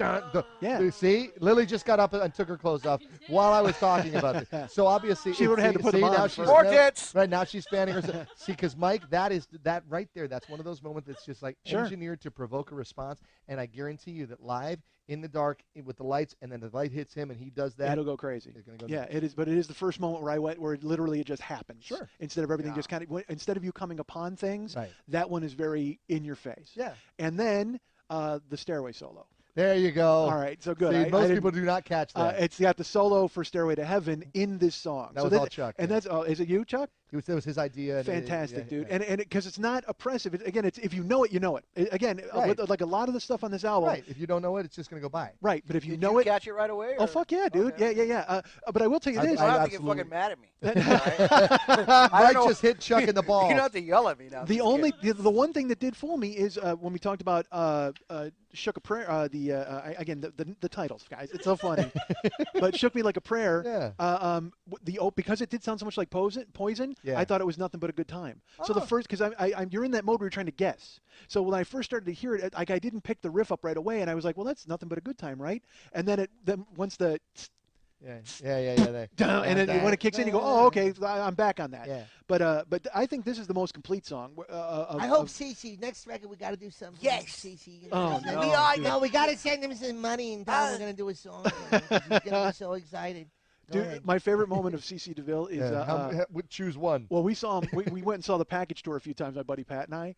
And there's on every Poison album, there's the moment where Brett goes CC, and then CC plays a song. Yeah. We watched, and he did a song by Samantha Seven. He actually, I love Samantha in order Seven. to get him to tour, they were like, dude, you can do one song by Samantha Seven on the Poison tour. So Yeah. in the middle of it, he played was it Strange? I forget what song it was, but it was the. Framed, is that the I can't Framed. remember, Framed. Framed, Yeah, yeah. and with the Oh, triple yeah. track on the vocal. Love and, that song. Well, he sang it, and in the middle of it, because CC DeVille sings lead. Samantha Seven was a side project for CC DeVille. Really good pop record, man. If you guys like Yeah, pop it's really rock, quick, it's really good. quick 3.5-minute pop songs, Yep. and he. So in I other love that words, record. when Poison wanted him to tour, they were like, he's like, I got to bring Samantha Seven. I got to do something from this band because I made this record and somebody got to hear it. I got to play. And they're like, all right, you No, fucking I junkie. Talk dirty to me for 10 years. I got to play one of my songs. And so they agreed to let him do it. So they let him sing the song, and in the middle of the song, when the comes to the solo, CC DeVille actually goes, CC! He calls himself out. No. I swear to God. Universal Amphitheater, Pat and I, we died laughing. Oh, God. In the middle of his own song, he goes, CC! He called himself. Calls himself out to He play the gave solo. himself a shout out. Oh, God That's damn it. outstanding. I was so used to it, Mike. And you he's know? so him. You know what I mean? You're just I like, know. that's who I he know, is. He's very sad sometimes. And and oh my God, did Guns N' Roses hate them according to the book? Oh my Really? God, oh dude, Really? hatred. Why? Because they fancied themselves like the stepbrother, kind of like Poison got all the attention first because they came out from Pennsylvania, and they also thought they were whores, and they Bobby Dahl flat out said to them, "We'll do whatever the fuck it takes. I'll wear makeup. I'll whore myself out Yeah. to become a band." Right. And so then they, of course, in between shooting up heroin, just hated them because they were just they didn't want to do anything but play fucking music and get laid and get high. Right. Yeah. Right. And so, it's they even say that they teased up. I think it's a bullshit cop out, but they say they teased up their hair and stuff to kind of mock Poison in the first video. And I'm like, well, no, you kind of had to do that to get on the air back Yeah, then. back kind then, of. yeah, 87 or whatever. But you know, maybe I believe him though, because then also in the video, Axel's got the pin straight hair, so who fucking knows? Yeah. But they're junkies. Who fucking cares? Oh yeah. Can't leave it alone. God, I listened to Spaghetti Incident after I read the book. I've started getting really into everything. Yeah. And Jesus, because they became this bloated parody of themselves. And in Spaghetti Incident, he ends 4 songs by going, "Yeah." 4? Really, Axel? I mean, you did. You know, and don't. It works on "You Could Be Mine" on Illusion 2. Yeah. But then Spaghetti Incident, 4 songs. I got to read this book, Mike. I'll give you the Harem Scarum CD. You loan me the book. All right, so that's every track. That's the album. Rock Sugar Reimaginator, and I got to tell you, I love it. People go to rocksugarman.com and pick it up. And you said you're going on tour. I keep hearing. Well, let's talk a little bit about real quick. Share the Sugar. Yeah. The Share the Sugar contest. Thanks for bringing that up. So that's a contest you have where you're trying to get people to mention Rock Sugar to local promoters or DJ people, Yeah. and also to get you booked for road stuff as well. How does it work? Mostly, well, thanks to Mike Schmidt, the road stuff is being handled by a little agency called Paradigm, which is Can we clarify that really quick? Yeah, let's. I'll be Just happy. rewind the tape. I'll be happy to clarify. What happened is Mike mentioned us in a podcast that was heard by a fellow named Joe who works for a little periodical called Polestar, which is to the concert business what Billboard is to the record business. That's the quickest way to explain it. And Joe was sufficiently interested to Google us and see us and check us out, and then he put a thing up saying, "Who the hell are these guys?" because he heard about it from Mike Schmidt. And then Polestar, some guys from Paradigm who routinely read Polestar because it's about their industry said, "Who are these guys?" And they looked at us and they liked us and they signed us the next day on the phone. It was the first time they've ever signed a band without seeing them live. I think they'd heard some acoustic stuff, so they knew that we could do it. And then they brought me and Chucky out to Nashville, and we made the deal, and we're working with them. So they're booking really good shows for us. Yeah. Yeah. So- By the way, the first thing they did while we were over in Nashville is they brought a guitar in to go here. Oh yeah, we had to do Sandman. And then yeah. Really? Yeah, To prove it. it was Like, like- hey, prove it, Well, fellas. then it wasn't like Like, they that, were but it just was like- kind of like, we need to make sure that you guys can really do this shit. Yeah. That's great. You know? So we did, and they were so we happy. did it, and then they were like, "Wow, this is great. Oh, okay, Perfect. Yeah. That's so. I no offense, Chuck. That's great. But I love your guitar story, but the important part is. Mike Schmidt did come up. Mike Good. Schmidt, Mike Schmidt did come ladies up. and gentlemen. Well, I just want to make sure that because I tried Yeah. I goofed around on the Facebook page and I didn't want to look like that guy because again. You are hardworking, talented motherfuckers who've been doing this a long fucking time and have come up with a great idea. And I That's don't the thing. I didn't want to be a guy who's like, I did it. But at the same time, I played a small part in it. You did absolutely. That's all You I did, wanted. buddy. And that's Absolutely. and that's why we're sitting here and Okay. we love you That's and right. we are now we are paying you 40-year-old back, boy and supporters. that's it. Now we're even. We're done. Yeah, that's the end of that. Well, what about that party I got invited to? yeah. Okay, Mike's the party too. Mike's gonna come to the next party up at my house. But and Lily too, obviously. So when I talked about you at first, there was one tour date, which is the Elgin, Melodic Rock. Illinois. Elgin, Illinois. Coming to Elgin, Yeah, Illinois. our birth town. No, just Yeah. kidding. You guys and Jeff Scott Soto in a fucking 9-seat bar somewhere, There you go. ducking bottles behind chicken wire. Yeah, man. Jeff Scott Soto. Guess who's promoting that He should show? form a band called Almost. Literally, Jeff Scott Soto. I love him. I love his voice. I have all the Talisman stuff. I saw him live with Journey, and but he just never, for some reason, man, he never had a podcast mention him and break on through. It See never what happened. He's a talented and very sweet guy. Oh my God! All that Very YouTube great stuff at guy. the Queen conventions. Oh, I mean, I know. God, Jeff Scott Soto's great. Great All right, guy, so man, great guy. He's a good friend of ours. by the way. So we Good. We love Jeff. But I wait, embarrassed myself in front of Jeff Scott Soto. yeah. once. What did you do? Did you grab his hair and rub lint on We were it? backstage. That's just your wife. It runs the family. Okay. We wound up at backstage at the Journey show when it was Journey, Billy Idol, the big one down in Irvine Meadows. Okay. And we wound up backstage, and my friend always brings albums to get signed. Well, Jeff Scott Soto's over talking to a bunch of people, and I went up to him. I have no idea what to say to these people. I don't get autographs. I'm content with like a handshake or saying. We always make a joke. It's the I love your work hug. Where I've given it to Cool Mo D. I've given it to fucking Chuck D. Everybody. So Ice Cube. And then, sure enough, I went up to Jeff Scott Soto. I didn't know what to say because, again, it's his first tour with Journey, and it was a weird confluence of he's kind of broken through, and he's meeting a bunch of people. And I walked up to him, I put my hand out, and I go, Jeff, put your hand up. Yeah. We're all proud of you, man. We're all proud of you. Like he could not care less who this fat fuck is backstage, who's proud of him for touring once with Journey. This guy's got a body of work, and I'm like, we're all proud you made the leap to Irvine Meadows, Right. to sing Steve Perry songs via Steve Augeri. So terrible. You're literally like the fifth guy in this band. I mean, they had a for hire sign hanging off the microphone. That's who you are. His band should be Almost and with a hired gun on the cover. That's literally all they should put on there for Soto. But I come up to him, hey, we're proud of you. So I look dumber than him. Oh, good Lord, man. This is why when we were listening to him on the plane, they Yeah, wanted I us know. to shut up, dude. Sure. Because- All right. because So no, you were saying about Share the Sugar in Elgin, Illinois. Yeah. What happened was, dude, before we got with Paradigm, melodicrock.com, which I know is your favorite website, the guy who runs that is a guy named Andrew McNeese out of Australia, of all places. I do, Awesome and I do guy. like the website. Yeah, I he's do. a I great just, guy. If you're into melodic rock, man, that's the lifeline. I mean, Sure. seriously, out of all those websites, that's like that one, man. That guy is in tune, and he knows more than me and you. But it's ridiculous. Right. So, and we know a lot. So he approached us before anything had happened and said, would you guys be interested? And I'm just a fan of the site, and I said, yeah, man, we'll go do it. And it's kind of funny because it's going to be a great show. It's funny how on our website it just said Elgin, Illinois. it really made me laugh. Right, of course, and for good reason. It's like they have one tour date. Polestar talked about it too in Elgin, Illinois. It's at a place called the Roadhouse, but the important part is that it's Melodic Rock Fest 2. There's a lot of really good melodic rock bands on that bill. And what's really funny is, by way of contrast, that show is going to be like an intimate club atmosphere. I think there's like 1,500 people going to be there. And the next day, we're going to Memphis, and we're playing in front of 30,000 people. How the- great. The next day. That's so Yeah, perfect. so it's just like And did crazy. that springboard off of? Let me talk about Paradigm just for a And second. Share the Sugar. I want to remember. Okay, we'll come back to yeah. that. But on Paradigm, when they got you, it seemed to me, and I don't know if they had something to do with it or if it was just the internet. You went viral quick. Yes. I talked about you, and you had already had a fan page, and Yeah. people were already noticing you. Yeah. But then, thanks to Carl Shaw, Yeah, me, Carl. buddy, what the Carl, fuck? where are you, man? Thank you, Carl. He's Surface, dead. He's in a Carl. ditch somewhere, drinking water out of a fucking cement pipe. No one can find him. Carl Shaw's wrecked. See, this is what I mean. It turned out so all of a sudden I talked about it, and then I started to notice you more. I mean, it was more viral. I saw you a lot more stuff on YouTube, Yeah. and then the Kimmel people. There was a page to get you on Kimmel. Yeah. Did Paradigm have anything to do with all this, or was this fans? I mean, how did that come about? Like, Dude. are you first of all, are you doing Kimmel yet? We absolutely are planning on doing Kimmel eventually, and hopefully soon. They're talking to people over there, and that's like our first.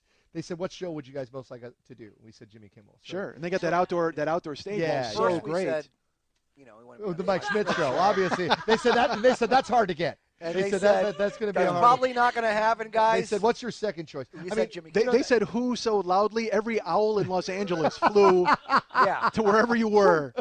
They thought it was a mating call. That's exactly what happened. So we want to do that show. I mean, we have irons. We want to do Ellen. We want to do any shows that we. and what would I'm saying have is us, it became this viral thing to the point where I the started fans getting did it, man. Twitters Yeah, they did it. from people who I don't know because Wow. I follow like baseball writers and people like that. Yeah, you mentioned this on. Yeah, your yeah, thing, yeah. And so there was a guy named Will Carroll who writes for Baseball Prospectus, and a guy named Keith Law who he's on ESPN.com. He's an insider and a scout, and they started twittering the video. Right. Hey, this is the best thing you'll see all day. Like, Yeah. and all of a sudden I get a little possessive. Hey, motherfucker! Hey, what do you think? What are they doing with my band? But it was awesome to see, and also really kind of scary to see the power of it and see it, and to get caught up in it like you guys have been. Yeah. That's got to be really, really strange. Oh, and I really feel I firmly believe, and this will be a good way to find out if I'm right or not, because I think that everything that's happened to date, as great as it's been, I think that after we do that first talk show, it's gonna quadruple, man. when you do a talk show, Yeah, do when- not count this. I Yeah. have no idea. Please. We are doing a talk show. No, So tomorrow we're going to get Jimmy I'll Kimmel. clarify when we do a TV talk show, and people Yeah. and people are actually channel surfing or whatever, and they go, "What the hell is And, that?" and that is great. How do I get it? There you go. Absolutely. You know how So- you get it? RockSugarBand.com. RockSugarBand.com, and the Share the Sugar thing. What that's about is, first of all, if any of you guys out there are on the Facebook, we're on RockSugarBand.com. We're also on Facebook.com/RockSugarBand. We've noticed the numbers continuing to raise. We've noticed how much you guys have been sharing it with people you know and spreading the word and everything. We appreciate it so much. And we thought, it's funny because Kiss was always supposed to be, Kiss was supposed to be a band for the people. As long as the people have a wallet. I'm just playing. God damn it, No, that's gorgeous. But it's It's so perfect. Thanks, man. But I was like, well, look, what we want to do is every week we want to have a video for the fans a new video, either of us talking about how we made the record, or showing how we work the guitar rigs, or doing an unplugged thing, or doing some acapella. Every week there should be a new one of those, and every week we should give a prize away. We should give like an autographed CD or a phone call or backstage passes or something away. And these people have just jumped on it because Hold on a second, real quick. Is there a backstage in Elgin? Not an Elgin. Okay. No, there's Just a back checking. driveway. There is. It's called an alley. Yeah, it's an alley. It's yeah. called loadout. That's right. It's a zone, and it's for immediate loading and unloading only. But anyway, I was like, let's get them involved, because if I were following a band and I was into it, I'd want to have some perks and things like that. So I said, look, I'll make you guys a deal. If you go out there and you spread the word and you actually succeed in getting us played on your radio stations. Because I know what'll happen, Mike. And again, it's not patting myself on the back or you on the back, Chuck. It's just more like, if people hear this, they're going to like it. Yeah. Chances I agree. are very, very high, because they already do. They already like it. They just haven't heard it like this before. So Right. it's as close as you get to a sure thing. So if you get us played on the radio, then we're going to try to give you something. Yeah. And so people have latched onto this thing, and they're going They after have. and radio has responded, man. I told him, we were sitting there, in the driveway one night after 4 o'clock in the morning of the studio talking, and I go, you know what? I said, I bet you this gets played on the radio. And he's like, come on. I'm like, Because getting rock records on the radio. Oh, now, sure, yeah. It was hard in the 80s. Exactly. Now it's like Right. moonwalk. It's like get a rock at the I'm Saturn. like, who's gonna play this on the radio? Right. Kiss FM. But you know what? Between the rap. Everybody's playing it, man. I mean, not everybody, but a lot of rock stations are jumping on, and they're jumping on because listeners are hearing it and calling and going, "What the hell was that? I want to hear that." Again. And they should do it, because it's wheelhouse for them, because again, it's everything everybody loves in one. You know what I mean? It's In a the new way. fucking It's- Reese's peanut butter cup of music. I like saying it's all. We want to play all of your favorite songs all at the same time, man. Right. You know what I mean? I want to play all your favorite stuff at once. And in a time where people hear 30-second bites of Dude. songs on iTunes, in Dude. a time where literally I got satellite radio because I can't stand commercials, and I know there will always be music the same playing guy, somewhere. dude. Bang, bang, bang. I can hit. I've got 18 presets, Right. and I know at some point there's going to be music on one of them. Right. And That to, you like. to go from Boneyard to the new wave to all of that stuff, and again. This is made for us Pulse. because it's made for people who like everything. Yeah, exactly. World music. Let's name more stations. I'm an idiot. Sinatra. Yeah, nicely done. But that's why you're here, Chuck. Keep me grounded, bring up genres of music. I have the satellite too, Just bask in the glory of that solo thing. Seriously, the blending of the solos in Round and Separated. You folks heard it. Yeah, isn't Fucking that great? fantastic. That's so great. And if you could have heard the Nobody's Fool, oh God, buy it, folks. All Yeah, right, you'll like so. it. It's so good. So, but yeah, it is tailor made for these times, because these times are all about people sampling a minute of something, and when they hear you, they're gonna. It's funny. It's going to lead to them wanting to hear all of it. That's the thing. It's the ultimate band for the ADD generation. Because this day and age, everybody's bored after 45 seconds. The good news with this band is after 45 seconds, it's a brand new song. Every 45 Yeah. seconds, it becomes something else. So it's like, oh, new shiny objects. And I'm the same way. I want to be entertained. And it's like, it's entertaining. And that's cool. And I can't stress enough that when you hear it, you will hear something different every time you hear a song. It unfolds. You'll hear it, even the way the music connects, and every song that at the end, the way the vocals will dovetail and crash into one another, but never oppressively, never in a way where it distracts you. It always is a perfect blend, and I can't tell you, I can't stress enough, you've got to get this album. thanks, Mike. Rock Sugar Reimaginator. Go to rocksugarband.com. Yep. Share the Sugar is done via your Facebook page. Yeah, it's done via the Facebook. And just, tune in on there and check back in there. And the contest is every week. And go to your radio stations, because if enough of you guys go and make enough noise, they will listen. Yeah. And I just want to say, dude, that we really appreciate your support, Mike. Oh, Seriously, yeah, we do, man. and you getting behind us like you did, and everybody out there. I promise you one thing: if you get this record, you'll have a good time with it. And there's a fun thing about it too. It's like if you come to a show, it's like going to a surprise party, because it's just constantly something else, and constantly you don't know what's coming. You think you do, and then you don't, and that's really fun. And with the record, a really fun thing that I think a lot of people are having a good time with is they put it in just to see the looks on their friends' faces. It's like it's that record. It's like you can have your friends over and say, hey, by the way, have you heard this? And you pop it in, and they're all like, oh, sure, I love this song. And then they're like, what the hell? And it's like it's fun to be the person who gets that. I played it for a friend of mine, and I again, same kind of wheelhouse music. Yeah. And I just started, I said, these are people, I kind of gave a thumbnail of us. Right. Of me liking, I didn't tell him anything about Paradigm. I Okay. just said, a guy told me to listen to this band, and I played it. Carl. And I said, these are Carl It was Shaw, Carl who- Shaw. who may be Exactly. deceased. Somebody save Carl.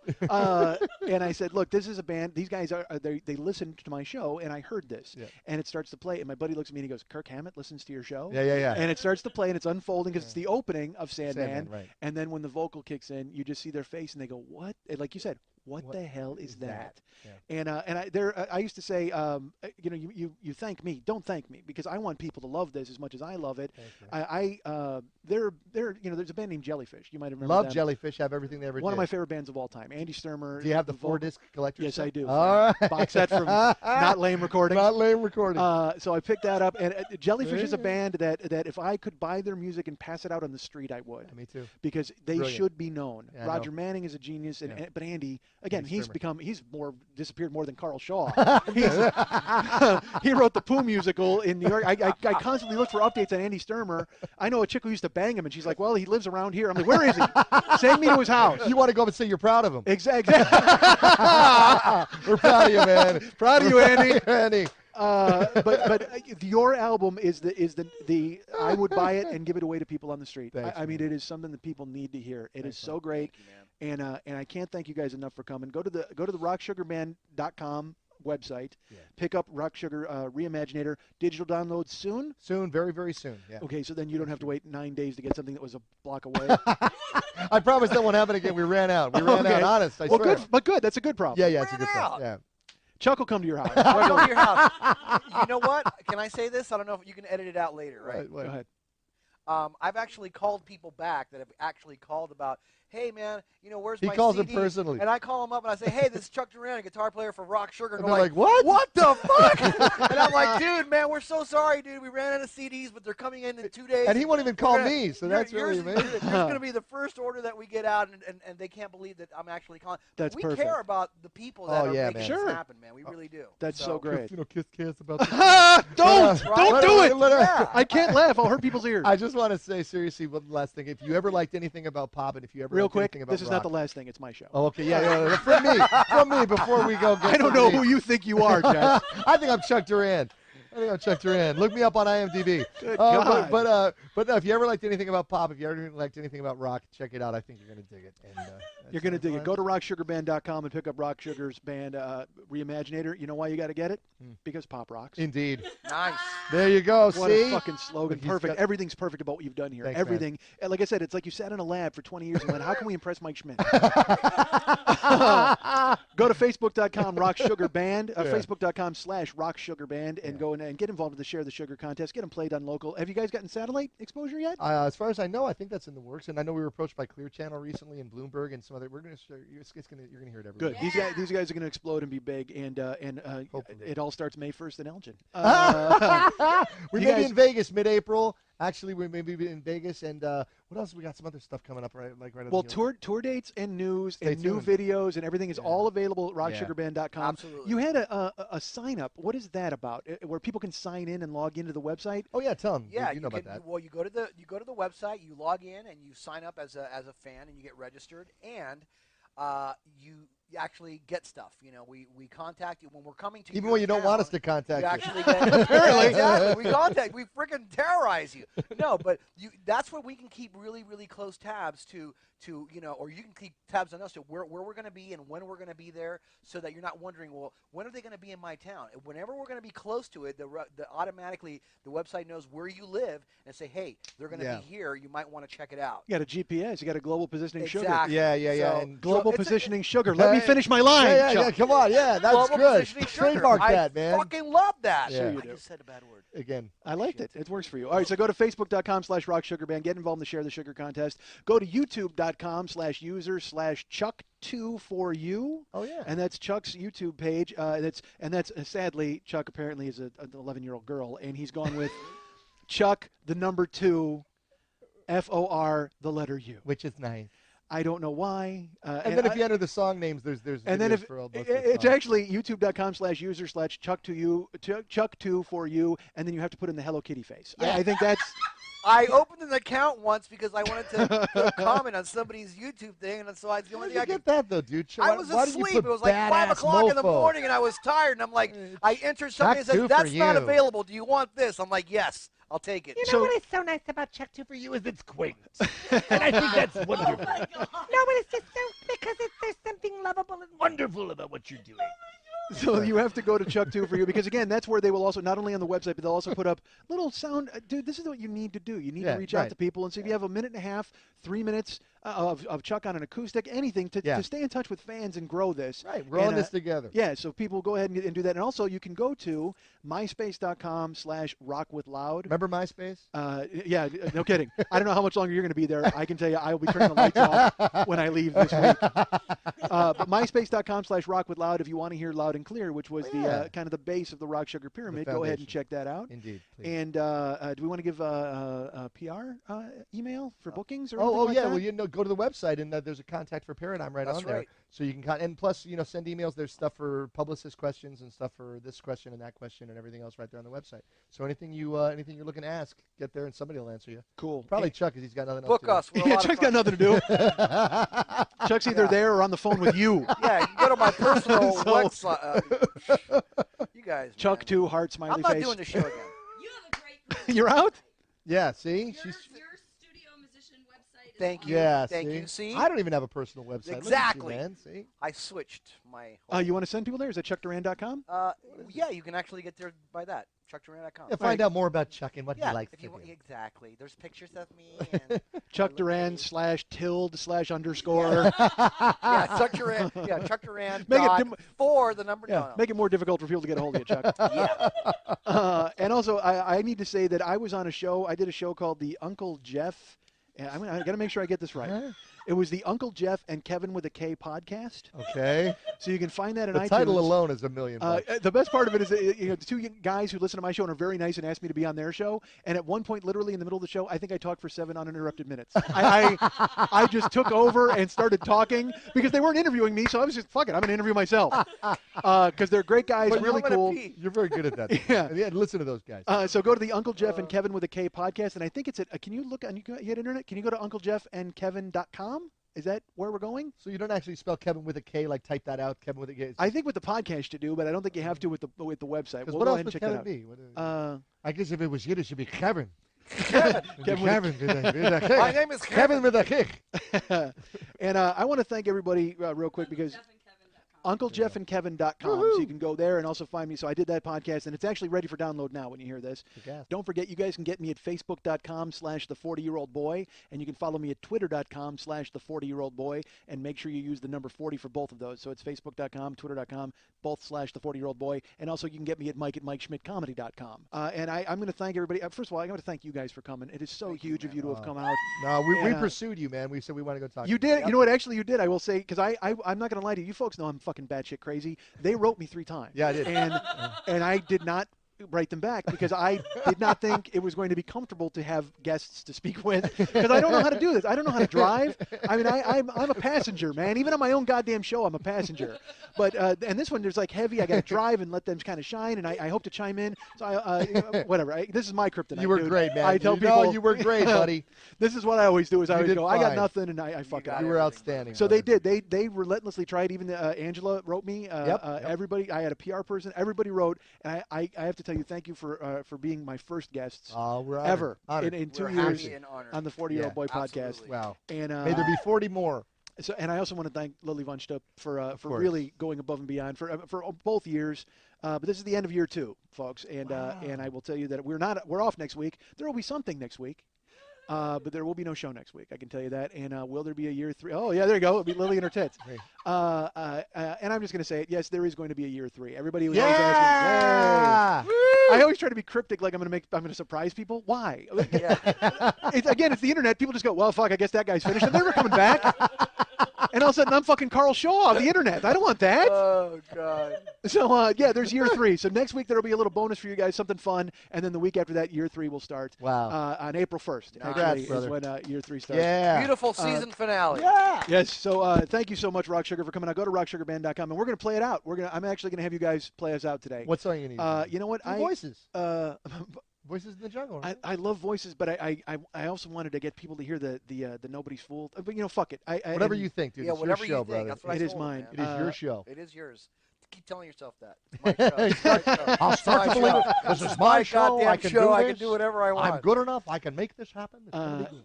You know what? I do. I play voices more than anything. So we're gonna play out with Voices in the Jungle, which brings to you Welcome to the Jungle by Guns N' Roses and Voices Carried by Till Tuesday, made better and reimagined by our friends here, Chuck Duran Yeah. Yes, sir.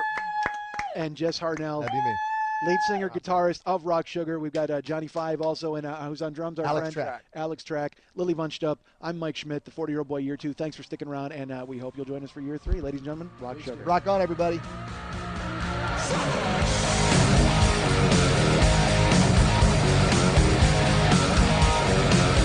In the dark, I'd like to read her mind. But I'm frightened of the things I might find. Oh, there must be something she's thinking of to turn her away.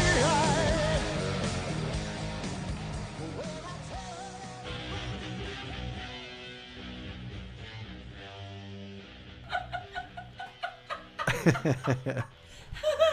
Oh, look at the fun we're having with Rock Sugar.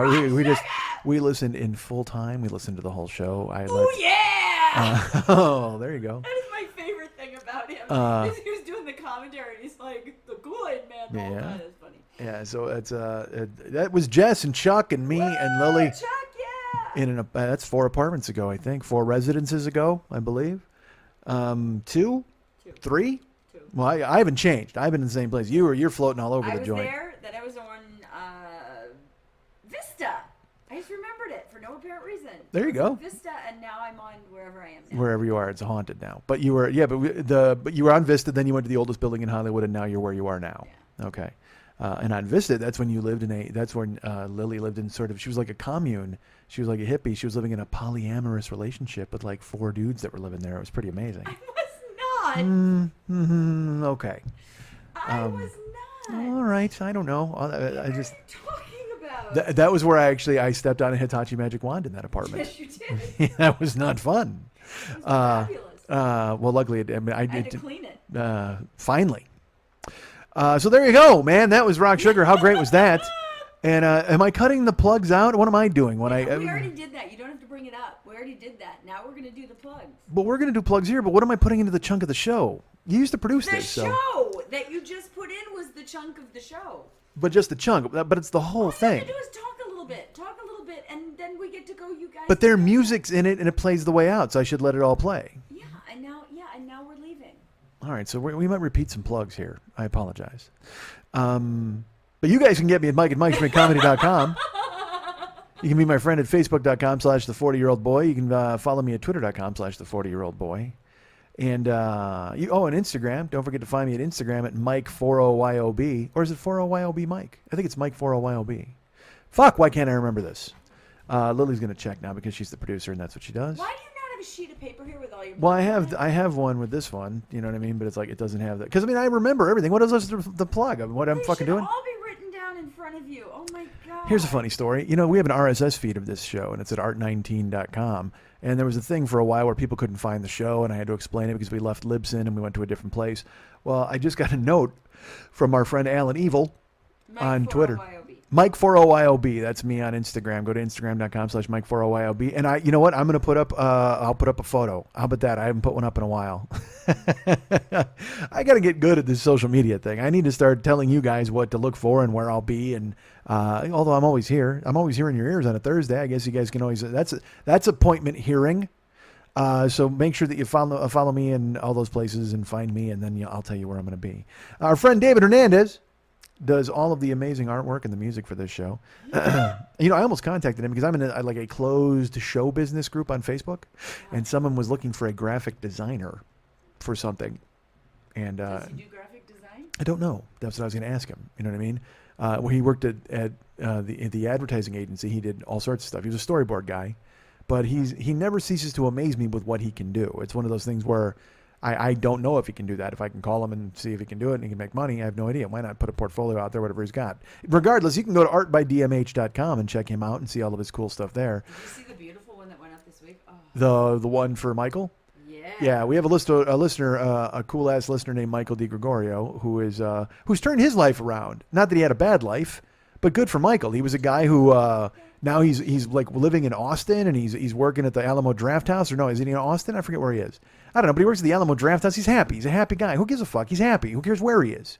But he is a huge fan of The Stand, Stephen King's The Stand. That's a lot of whistling S's coming out of me right there. Oh, fuck, that was awful. With The Stand. So he is a fan of Stephen King's The Stand. Boy, you hear it? Now it's really prominent to me. Don't smirk at me. Now you're smirking at me, and I said it again. God damn it. That's a whistling S. I don't care for that. I think I had a show once before where I got in my head about it. I guess I do it all the time. I wonder if that's because of the softball that hit me in the face, or if it's just, now I'm saying everything with S in it to be sibilant. All right, so. You're silly. So what? Is that the little boy voice? No. No. All right, so. You know what's funny? Because to me it sounds like a little kid voice, but like if I did it, you'd just be like, that just sounds like Mike doing a high-pitched voice. But I mean, but it sounds like a little kid to me for some reason. I don't know, because I astrally project myself outside of my body, and I can look at it and hear myself as a child. All right, so. Anyway, Michael's happy, and so he did a Randall Flagg watercolor and put it up for him, which was pretty cool. So that was pretty neat. So Michael's our friend. I'm being jabbed in the fucking ribs by the shelf. I hate it. All right. I guess I am a weird person, but it's like it hurts. I'll get bruised like for no reason because I just bang into shit, and I'm a lunk. You know what I mean? I'm like fucking George the Animal Steel and fucking Ed Wood. No. I think Tor is the kind of guy who would have a problem getting through a door. You know that scene? so that's me. I keep banging into shit. And I mean, I'll wake up and I'll have, Jill used to see it, and I would have these dark purple bruises like on my stomach or on my arm, and she'd be like, "What the fuck?" And I'd be like, I walk into shit. And I was at the gym the other day. I got up to go to the gym, and I went into the restroom to change, and I was like, "What the fuck?" I had a huge, fucking a 3-inch purple bruise on my gut. Because again, I walk into doors and walls, and I kiss off them. Like it's this bull in a china shop thing where I'm so used to banging into shit, and it doesn't hurt, you know what I mean? So you're just like, whatever, until afterwards, and you look and you go, oh man, what the hell happened to me? Looked like I was in a car accident. So go to facebook.com/David Mex Hernandez and become David's friend there, and look at the cool, go and gaze upon his works and feast your eyes, Ozymandias style, all who gaze upon his works and fuck, I can't remember that. God damn it, I used to know it. So, whatever. Go to Dave's Facebook page. Facebook.com/David Mex Hernandez. Go there and do that and be cool and happy. And go to artbydmh.com and buy stuff, man. And tell him something you like, and maybe he'll paint it. And then you pay him for it, and he takes it. That'll be perfect. That's a pretty cool transaction. You tell him what you like. That's how business is. Yeah. I wouldn't know. I instead apologize to people for my fucking lot in life and go, hey, I'm sorry. I did some great work in the past that I'm bringing to light again, and I know you're going to hate me for it, because why would they hate me? But nobody would hate me. But I mean, but people count on, the worst thing in the world, again, like I've mentioned, is that Facebook on this day. So like, I'll look at something from 3 years ago, they'll be like, 3.5 hour podcast, fucking awesome. And I'm like, yeah, that was when I did those. Which was cool. And so then I think to myself, like I said, I want to talk for 3 hours. I would love to.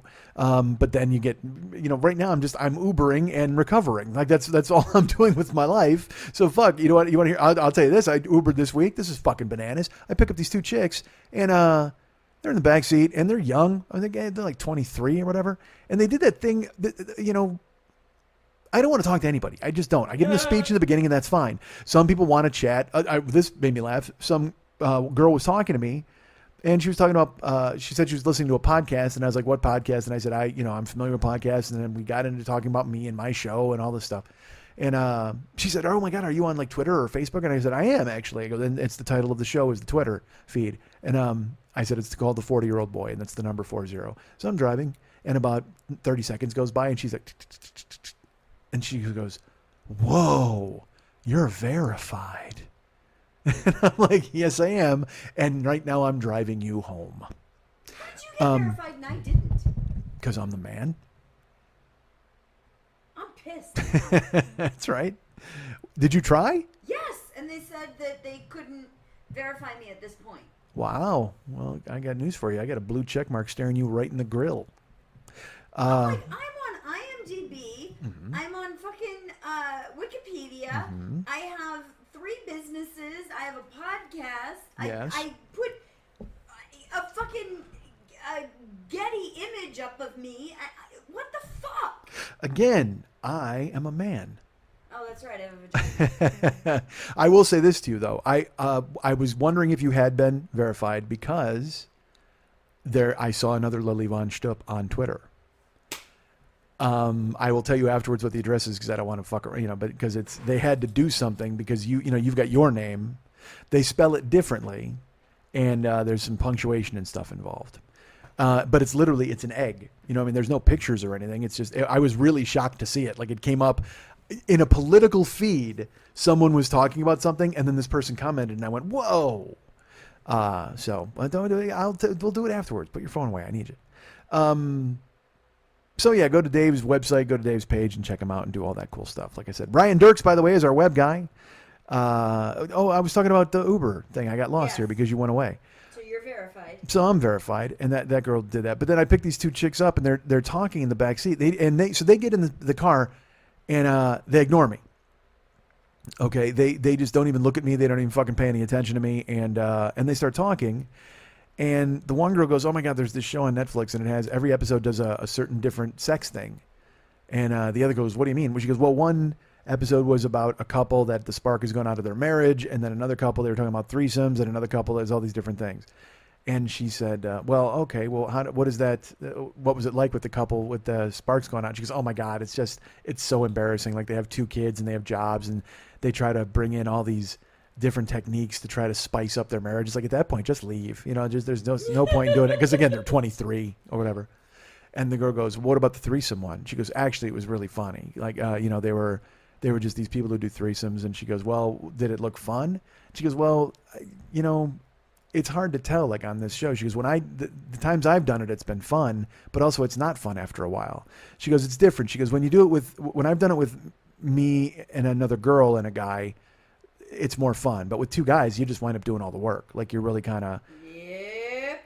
And the other girl goes, "Well, I don't know." She goes, "I've only done it with another girl and another guy." She goes, "That was really... I actually enjoyed that. It seemed like it was fun, but I just haven't had the courage to just get another guy involved yet." And she goes, "Well, she goes, it's great for a while." She goes, "But then, you realize that you're the one doing everything pretty much. And then you have to kind of do it." And I'm driving. I'm just... Because they're 23 young girls in gym shorts, they're just talking, and they're talking about, she's like, "Yeah, I had him in my mouth, then he's behind me, and then they're the ones who want to keep switching, and you just want to get it over with." And I'm just like, oh my God. It's work. I don't doubt it, but I'm in the fucking front seat here, ladies. I don't know what you're, because the end they're just literally freely just talking about it as if they have them all. That she's like, "Yeah, when I've done it with women, it's great, but when I do it with men, it's fun in the beginning, but then it just turns into work and all this." And I'm just like, Jesus Christ.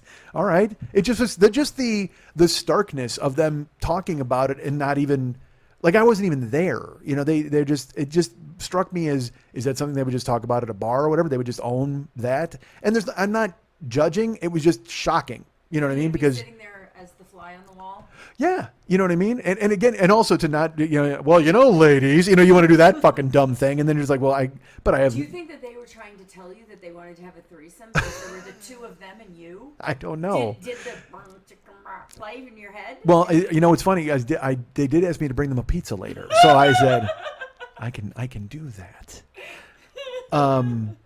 I don't know. I don't know if I could handle like a 3-way with 2 chicks because it's just, although bullshit, I could, because it's just would be a matter of getting one on top of the other and eating both their pussies at the same time. That would be the fucking...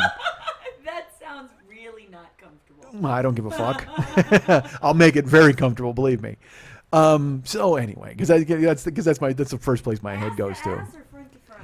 How do you even make that work? Well, you got to figure they're stomach to stomach. Okay, on top of one another, and then I just bury my face in there and everything's just getting wet. Everything. I'll come up for air in about an hour and we'll see what happens.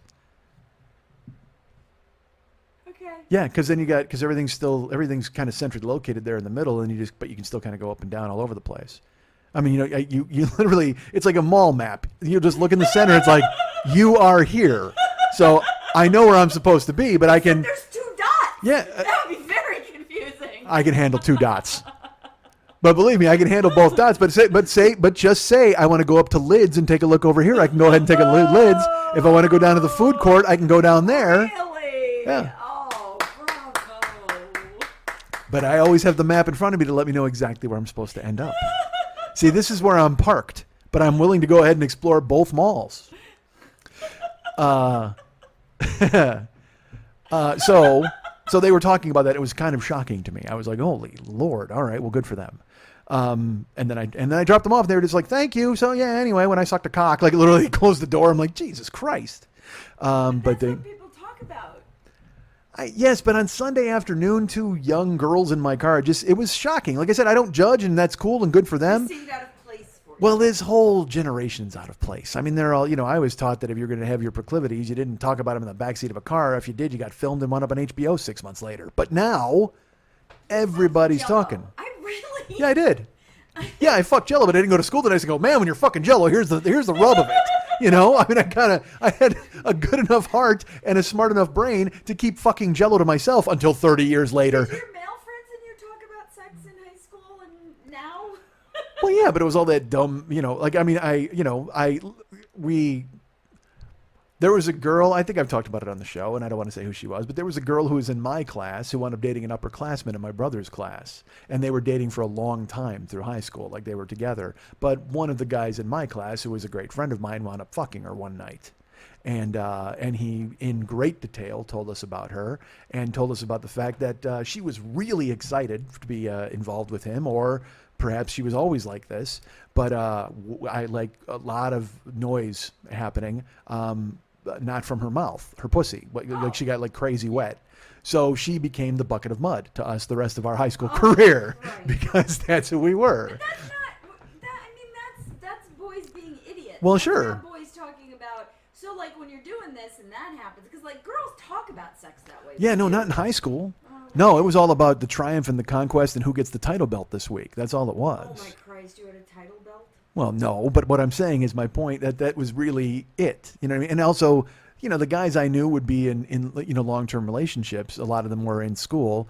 There were, but then there were guys who wound up like fucking girls or whatever, and you'd always hear about it, but I never heard great detail. Like literally that girl is the only one I knew like really serious detail about, because our friend came. I was at my buddy's house, and I'm avoiding names here because I'm trying to be smart, and because. Now Max is just shaking. Well, because Mex knows who I'm talking about, but Mex was not involved. But it was with Facebook, man. You don't have any fucking idea now. I mean, literally, I've seen names come across, and I go, "Holy fuck, you're kidding me!" And then I got to remember what I've done. But yeah, so this dude came over where he crashed at. I was sleeping over at my buddy's house, and he came and he crashed in the middle of the night, knocked on a window. We let him in, and then we got the blow by blow, and we heard Blow by blow. yeah, the bucket of mud. The bucket of mud. So, That's terrible. yeah. And the bucket of mud now is, I'm sure, happily married and has like 4 kids, and she's thrilled, and that's good for Don't her. ever refer to her that way again. That's really derogatory. Well, but you don't understand. Should be calling her the greatest woman on earth that is like the greatest vagina ever. Well, yes, except she cheated on an upperclassman who we knew. Oh, okay. Well, then it's all right for you to commit adultery and then be a good person. Good for you. I don't know that adultery is cheating on the boy you're dating. Of course not. None of this. I'm not judging anybody. I don't give a fuck. Everybody can fuck everybody. I don't care. Everybody right now, get 2 fingers in and tell me about it later. All right, so that's all I want to know. Everybody. Except me, because I'm right here. Well, you, I'll yeah, tell no. you about it later. Well, no, I'll film it and I'll watch it later Let's not because do I want to that hear ever. about it later. So what were we talking about before all that happened? Ryan Dirks does all the web stuff for this show. That's exactly what we're talking about. So the RSS feed, I was telling you that story. On my website, I have a place where you can contact me and find the show and all that stuff. And when we switched to Art19, I thought for sure I told Ryan to switch it from Libsyn. Yeah. So so now you find out how many people listen to the RSS feed, because just the other day someone wrote me and goes, "Hey, dude, this page doesn't work." And then I had to tell Ryan to switch it or whatever. And luckily Alan found it. But I just felt like a dumbass. I'm like, because I switched like 7 months ago. Oh, wow. So, but people listen through the apps and everything else or whatever. And also, if you go to the actual page of Art19, you can listen. So I think people knew from the show. Well, you had a secondary RSS feed anyway that Yes. fed to iTunes. But it didn't for Alan or whatever. So but I felt like an idiot. All of a sudden, I'm just like, oh fuck! I thought I changed that because on my website, because we were just talking about somebody who has a website that's out of date for 6 months. But it's funny now. I'm talking to Dave about shit we got to do for the website and what. Who cares? I don't stick around. That'll be in the future. So Ryan Dirks does all the web stuff. I contacted him this week and I said, dude, can you make that change? And he did because that's who he is. He's a good guy. And our great friend. Who else do I need to talk about? Are there more Tweet. plugs for people? Huh? Tweaked audio. Oh, we got it. Oh, we're doing all those. Oh, all right. Well, then I'll do this. The producer of the show is Lily Von Strupp. She's here right now, hanging out. Even though we have a small window for hanging out, but she's got to go, and we've got to go, and we got to do stuff. Well, you know what's funny? I don't have an out. All right, then we're doing a fucking show. I mean, no, because now you're hanging it on me, and that I don't. Because here's the deal. We're doing this because it's a good show. This has nothing to do with my time or your time. It was a decision of this was a good show to bring back. Mm-hmm. There's no hanging it on anyone. It was a decision to do a good show. We're not deciding on the lesser of two evils of shows. Yes, Don't but now hang it on me either. I'm not hanging it on you. I said we had a window. We don't have a window. Well, then let's just fucking talk. Let's do a show. No, we're almost done. We're not almost done. We're not at all. We've only done like 35 minutes. So we can do a full fucking show then if there's no outs and there's no windows or anything like that. So that's fine. Well, then go do that. I'll talk while you're gone. It's fine. That's exactly what I'll do. Well, no, there is no out. There is no window. I'm making an excuse because I don't want to talk this week. That's totally it. It's the fucking truth. It's the fucking truth. I've done so much non-truth on this fucking show for years that I'll tell the fucking truth. I don't want to talk. I don't. Because if I do, I'm going to talk about, Love you. because I can't. Because I can't. I'll fucking fall apart if I talk. So I'm hiding behind a fucking rerun and pretending I got a window where I got to fucking leave when I really don't. I could talk, but the only thing I want to fucking talk about is the fact that I broke up with somebody and there's no reason to go into it. None. Fucking none. So that's all I've done is drive and think about that for fucking 2 weeks, unless I did the Podfest. And then I sat down today and I went, fuck, I don't have really life experience to talk to you about because I have none. Because I've sat in this fucking house and stared. Or I've gone out and driven strangers. That's it. That's literally all I've done. I've walked to the car, to the fucking, to drive the streets, and then to come home and walk back in here and watch fucking cooking shows and self-medicate myself with fucking food and do nothing and pretend that I'm okay, even though I'm not. I'm not. It's gonna be a while till I'm fucking okay. And I didn't want to do this. And I didn't want to fucking go into this and tell you all this bullshit because you care, but I don't mean to make you fucking care. You get your own shit going on. Our friend Maki is going through fucking chemo and all sorts of nonsense with cancer. I've got friends who are sick. I've got friends who are breaking up also. I've got friends. There's all sorts of real life going on around me. I should not be so obsessed with mine that I can't do my fucking job. But unfortunately, I fucking am. I wish I wasn't. So that's why I'm hiding again behind bringing in another fucking show. Lily and I sat here for 3 hours. 3 fucking hours. And I'm like, I'd start and I didn't know what the fuck to do because this show is all about firing away and not fucking thinking about it and talking about whatever the fuck is in my head. But if I do that, I'm going to make a fucking mistake and I'm going to say the wrong thing and I'm going to hurt people and I don't want to fucking do that. Or because believe me, I could make it funny. I could tell you all sorts of bullshit that happened and go on and talk about specifics or whatever the fuck it is. But there's no point yet. There's no point yet because it's raw and fresh. And the scab got torn off this weekend. And it's just, I keep thinking I'm going to be okay. And I'm fucking not, man. I'm not. And you don't care about this. I'm not okay where I'm like, oh, boo-hoo, I'm going to fucking hurt myself. No, it's just normal shit. You break up with somebody or you fucking move away or you get away from what you thought was your future or your life or plans that you had made for fucking ever. And they're gone. And then you have to face them. And but you also know it was the right thing to fucking do. You also know you made the right decision and you did what you had to fucking do. But also you sit here and you fight and you look at your phone and you stare and you think and you go, well, maybe. But does maybe work? I don't fucking know. I read books, I read websites, I bring all sorts of shit to fucking tell myself that I'm not wrong here, or I did this wrong, or I did that wrong, or I'm not going to be who I think I should be. I don't know. So I tried to hide. And I guess I blamed you, and I didn't mean to fucking blame you. But I knew this shit would fucking happen if I want to fucking talk for any length of time. Because literally, what I'm going to tell you, 4 cute Uber stories and tap dance out of here like Michigan J fucking Frog? No. This show's about me falling the fuck apart. And I'm tired of falling apart.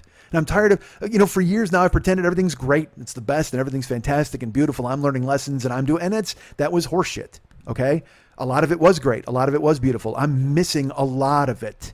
But there was also fucking hand grenades that went off in my fucking face. You know, I was in a relationship that was essentially me driving in a fucking armored vehicle down the roads in Iraq looking for IEDs on the side of the fucking road that were going to blow me the fuck in the sky and then apologizing to the IED for tripping it. And I don't say that to be mean, and I don't say that to be terrible. I just say that because that's what's in my fucking heart right now. And I wanted to avoid that because if I talk about shit, I'm going to burn shit down. And I'm going to burn people down, and I'm going to burn things down that don't deserve to be burned down. Maybe they do, but maybe it's not my place yet. God damn it. Believe me, I could talk for 30 fucking hours about this. 30? That seems light. But it's wrong. It's wrong to fucking to do that, to subject you to that. You don't fucking want to hear that. Nobody, you tune in here for fucking.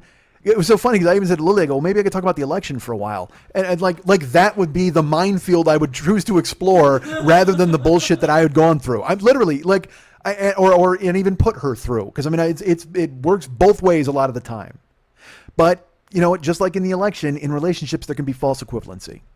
All depends on how you're looking at it. But I said I could talk about the election, and I'm like, but there, like that would be my fucking, that would be the soft landing that I would go to. Hey, let's talk about the most polarizing event in the history of my life in this country. Can we do that? Can we go ahead and talk about the fact that there's a competent woman who's running for office, and people are thinking of voting for a speed freak instead of her because he's got a dick? That's like the only reason why. I look, if you support Donald Trump, good for you. I think it's fantastic. And I look forward to seeing you in the camp. But you have got to be fucking kidding me. There is no, because whenever anybody tries to explain it in a way where they're just like, oh no, dude, this is totally okay. I mean, what he said, he's a great businessman. Only a great businessman could lose $1 billion in a year. Hey, look, man, you had to get there in the first place. You don't get to be a successful businessman unless you fucking work your way up to get that billion. I wish I was successful enough to lose $1 billion. Get the fuck out of here. You're kidding me. That's the lesson you're going to teach your kid? Hey, man, cut as many fucking corners as you can and make all of the fucking money you can stolen from people and your dad and whoever the fuck, and then lose it all and then don't help the country for 20 years and then tell the country you only got to save it from people like yourself, motherfucker. You're kidding me. No, it's not. Mike, what? it's gonna be okay. It's not. Mike, it's gonna be okay.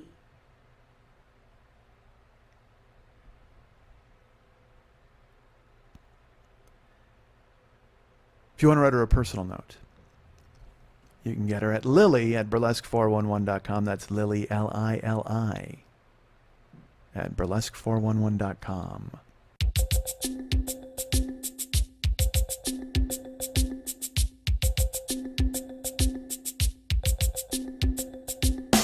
Oh yeah.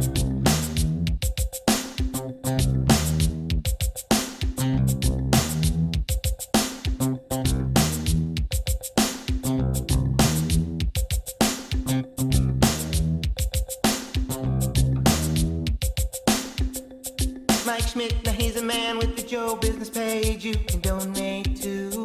Or you can download every episode, that would be really cool. Go buy some stuff through our Amazon link, get free music and beats. Try starting a game called the Mystery Shirts. Punch a car, find a chair and catch some Z's.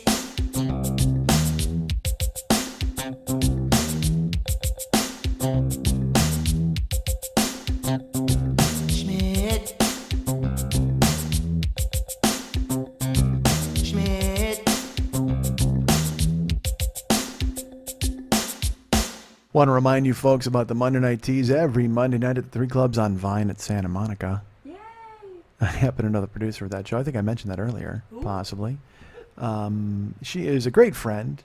She is my sister, certainly, and she is here to make sure that everything's going to be okay, from what I understand. She is the great Lily Von Stupp. Hi, Lily. How are you? I am good. How are you? I'm good. Thank you for asking. How was last night's Monday Night Teas? It was Monday-rific. Whoa. My new word. All right, I like that word. That's it. Good You should word, right? copyright that word. Oh, Certainly. I should. Yeah. Just like you're fired. Well, I'm glad it was a Boffo show. That's my new word. Boffo? Indeed. Good. And who were there? Well, we had the Babylon Cabaret, which was a takeoff of LA Confidential, where I ran a whorehouse and cut up all of the women to look like famous starlets, and Patrick was there to get laid. All Very right. fun. Oh, sounds fun. So All that right. was a lot of fun. And then after that, we had Monday Night Teas. Pompadorable was hosting. And we had a lovely girl in from New Zealand named Coney Bow. And then we had Darcy Grace from San Diego. Carmel performed. A bunch of great local performers. It was really fun. Nice. Good Do we show. want to talk about the famous person who was there who tweeted about your show? Lindsay? But that, I guess, well, Instagramous is what I'll call her. Instagramous is a very good way to describe it. She is She's an Instagram star. yeah, she's an Instagram star. Lindsay Pellis? Yes. Yeah, she was there last night and had a great time. Yeah. Tweeted about the Fun. show, loved it, had fun, and it gave me an opportunity to Google Lindsay Pellis and go, holy Jesus. Genetically gifted. That's the way, and that's in her bio. That's in her bio. She- Genetically Yeah, gifted. Louisiana girl, genetically gifted. She ain't lying. No, she's got all the parts. Yeah. In all the right places. And they all look good on camera. They do. Oh, they do. That she they do. does, too. Yeah, that was the thing where and she likes being photographed. I've noticed. Yes, she does. But she was nice to you and enjoyed the show, and that was pretty cool. Sweetheart. They had a lot of fun. We had a lot of fun. They came up and played and part of the show, and yeah, it was good. Nice. Well, good. I'm glad it was a great show. I was not there, unfortunately. Who's there next week at the Big Tees? I have no clue. I'm doing Norm Macdonald. I don't know why. Bang Bang Von Lula. Bang Bang Von Lula. Is it a theme show or a regular Fantastic regular Tees? show. Okay, Then terrific. we have the big Halloween show if you want to come spend Halloween with us. Well, that is happening. So this week is a theme, not a theme show, but a regular show. Bang Bang Von Lula will be there. Rob the Balloon guy, famous on Reddit, is going to be there. Did you know he's famous on Reddit? His I did not. business card is on Reddit. Okay. Literally, it is his business card. It says, this guy needs to learn about comets. Because his business card says, Rob the Balloon guy. That's just my name. Please don't actually rob me. Very funny. Yes. But he's been on Reddit like 9 times. His business card has been viewed by like 50 million people. It's ridiculous. Well, and he's the nicest, coolest guy. He is. He's hysterical. And I'm going to steal this, and I apologize. I'm going to credit him. But he works at the Halloween Horror Nights. He does. So he goes out and he does, he's like a zombie or whatever the fuck he Yeah. is. So I've talked about those period here on the show before. I've attended them before. And teenagers will ruin it for everybody because they chase the monsters and they pretend that they're not scared and they don't want to give themselves over to the experience. So sometimes they'll be dicks. So he wrote this on Facebook this week and he said, I got my favorite heckle ever in my life. He was at Halloween Horror Nights and he was spooking around and he was doing whatever he does. And a group of teens came over all surly and one of them looked at him and went, skinny much? Because again, if you don't know Rob, he's got to be 5'4" and he weighs about 100 pounds, maybe. He's about 5'7" and he weighs about 104. All right, well, standing next to me, he's a fucking shrimp. I mean, he looks like he'd sleep in a shoebox. But the fact that a kid walked up and goes, skinny much? Like, that's your burn on a fucking zombie? How mean are you? It's hysterical. Yeah, it's beautiful. But But, he is skinny because he's of course he that is. hasn't eaten in months. Yes, but they would think that that was an insult, that they would ever think that that would be the thing to get him. Like, he would just be like, oh, fuck, man, you're right, I am skinny. And he'd go home sad. I mean, what a terrible burn. But so he's like, this is my favorite heckles. I hope I didn't do an injustice by sharing it. Because Rob is very funny. He is extremely funny. I will agree with that. I like Rob. Well, good. So I'm glad, and Rob will be there next week. Yes. So come He see the said very funny Rob. something yesterday that made me, because I live with him. He's my fake son at Yes. our house. And I can't remember. He said something, and I just couldn't handle it. It made me laugh so hard, and I can't remember what it was. Oh well. Well, he's the best. So Rob will be there next week. And then the big Halloween show. Yes. Now that's like the whole club, right? That is the whole club. When you go to the Monday Night Teas, the 3 clubs on Vine at Santa Monica, it's got a front bar, which is suitable for diving. And then you go into the back, and then there's an actual show. But now, on the night of Halloween, you got the whole front and the back, right? Yep. Are there 2 shows that night? There are 3. Holy God. Doors are at 8. Shows are at 9, 10, 11, and then we have a contest at midnight for costumes.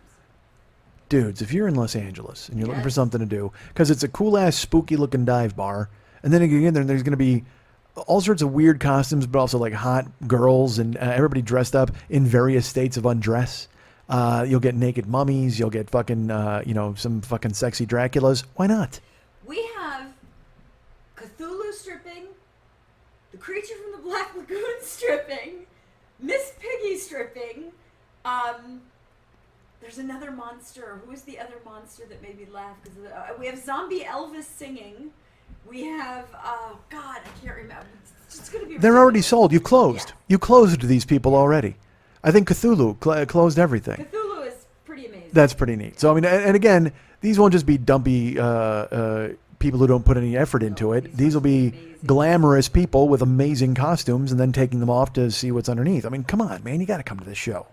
Halloween night at the 3 Clubs on Vine at Santa Monica. 3 separate shows, performers all throughout. Cover, open bar. Dudes. $65. Tickets are available for all of this stuff at brownpapertickets.com. You can put in Lily Von Stupp. You can put in Monday Night Teas. You will find any and all of these things there and go ahead and buy stuff. Hi, all right.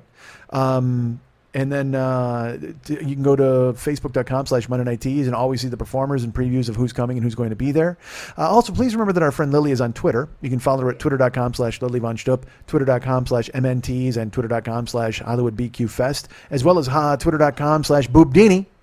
That's a big one. If you need who to vote for, just call me. I'll talk with you about it. Yeah, she's got some. She'll get some insight into this election. She'll be able to let you know what's happening. Vaginas matter. That's what I heard.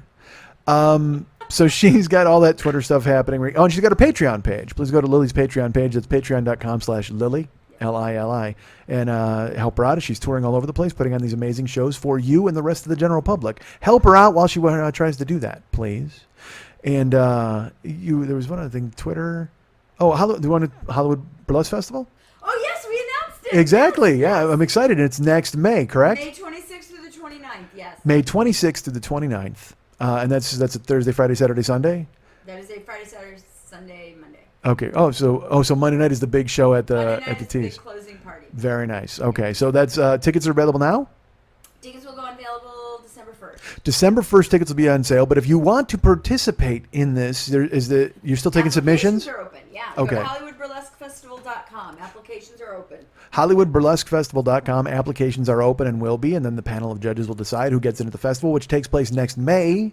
And you've got a pointing. You got a point. You should schedule a show that weekend on Sunday night. You know, I thought of that. That's why I was going to Then ask. People can come in and they can see the festival and see you. Well, but you're doing the festival Sunday night. We don't have a show Sunday night. We have classes and stuff on Sunday. So Sunday night is like a free night in LA. Done. Let's do it. Let's do that. So I will schedule a show, and then can we somehow tie it into the ticket? Like if someone can someone buy a Schmidt-lesque ticket or whatever the fuck? Hollywood BQ Schmidt? We'll figure it out. Yeah, we'll look at that. We'll figure If you out guys can come to town, that would be cool. Anybody wants to come to town for the Burlesque Festival, and then I will do a show, maybe at the 3 Clubs or another venue in town. Let me see if I can get you the 3 clubs. Yeah, because that would be perfect, and then we'll do all that stuff. So yeah, thank you. And because I was literally, that's why I asked him when you said Monday was let's do that. because I was going to say let's do 2020 on Monday, and then you said Monday's the closing party, and I'd shut that part of me down.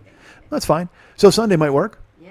And let's try that. And even if it fucking doesn't work for a show, let's do a fucking meet and greet, and we'll get fans together and we'll do a thing. It's $50 for the meet. $50 for the meet and greet.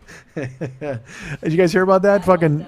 There's a podcast festival in Anaheim, which I want to do someday, eventually. Who knows? Because I like doing shows. But when I heard it was $50 meet and greet to meet people, I was like, man, that's fucking crazy. I mean, you could see these people for free at Largo. You could talk to them anywhere. I understand. Twitter them. Corporate. You can get into an argument with them. No fucking kidding. Oh my god, all night long. So corporate America though, but they've look, keep it indie with Mike Schmidt. That's all I say to you guys. And I'll always be here, and I'm not going to charge you for a meet and greet because I'm a terrible businessman. But he will charge you to come hang out with you. Oh my God, yes. There's no doubt about that. So that Sunday, come out in May and come to the Burlesque Festival. Come see me. I'll do a show. We'll do the hang. Maybe we'll have sushi. Heidi will come back. Who knows? But I didn't even talk about that. I had sushi with Heidi and Mel and the Hanson brothers, and yeah, it was I great. just love that you know the Hanson brothers. Oh, who doesn't know the Hanson brothers? And Kilt Bill. Kilt Bill also came. So that was fun. We had a good time for Sushi Before Podfest. No, sushi before Podfest, always. Yeah. You were supposed to come, man, but you totally ditched Sushi it. before Podfest.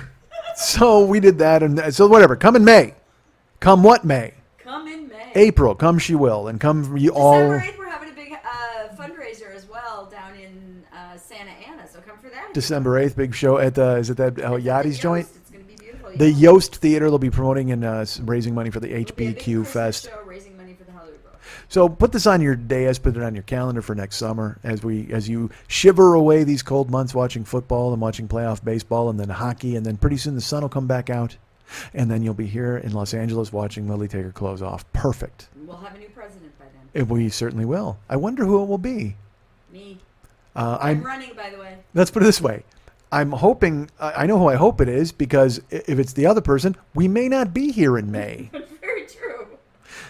We may be, it'll be just me and you and Viggo Mortensen and a little boy and a shopping cart and just walking around and finding canned goods and eating those and putting on a show for everybody. Oh, my Christ. So please go to her Patreon page and take care of that. That helps with the HBQ Fest, all this neat stuff. So thank you. That's our friend Lily. She's the best. Please go to MikeSchmidtComedy.com. Oh, first of all, before I do that, this show is sponsored by MileIQ.com. They don't know it, but you know it. MileIQ.com/invite/HFVHB. That's MileIQ.com/invite/HFVHB. Go to them, find out what's up, see if that'll work, and get your MileIQ and help your tax man take money and you can save it. And then donate it to the show. If you want to drive for Lyft, go to Lyft.com and use my code Mike720057. If you want to drive for Uber, go to Uber.com and use my code DJZW1YTTUE. That's DJZW1YTTUE. And if you do a certain amount of rides, I get money, you get money, everybody's happy. Please remember to throw me a bone when you do that, because I need bones. That's who I am as a guy. Dude, I'm going to sneeze. Talk. Thank you. All right, so that was bad. Usually come in twos, though. We'll see. Everybody's lurking. I sneezed twice. What? The podcaster always sneezes twice. We're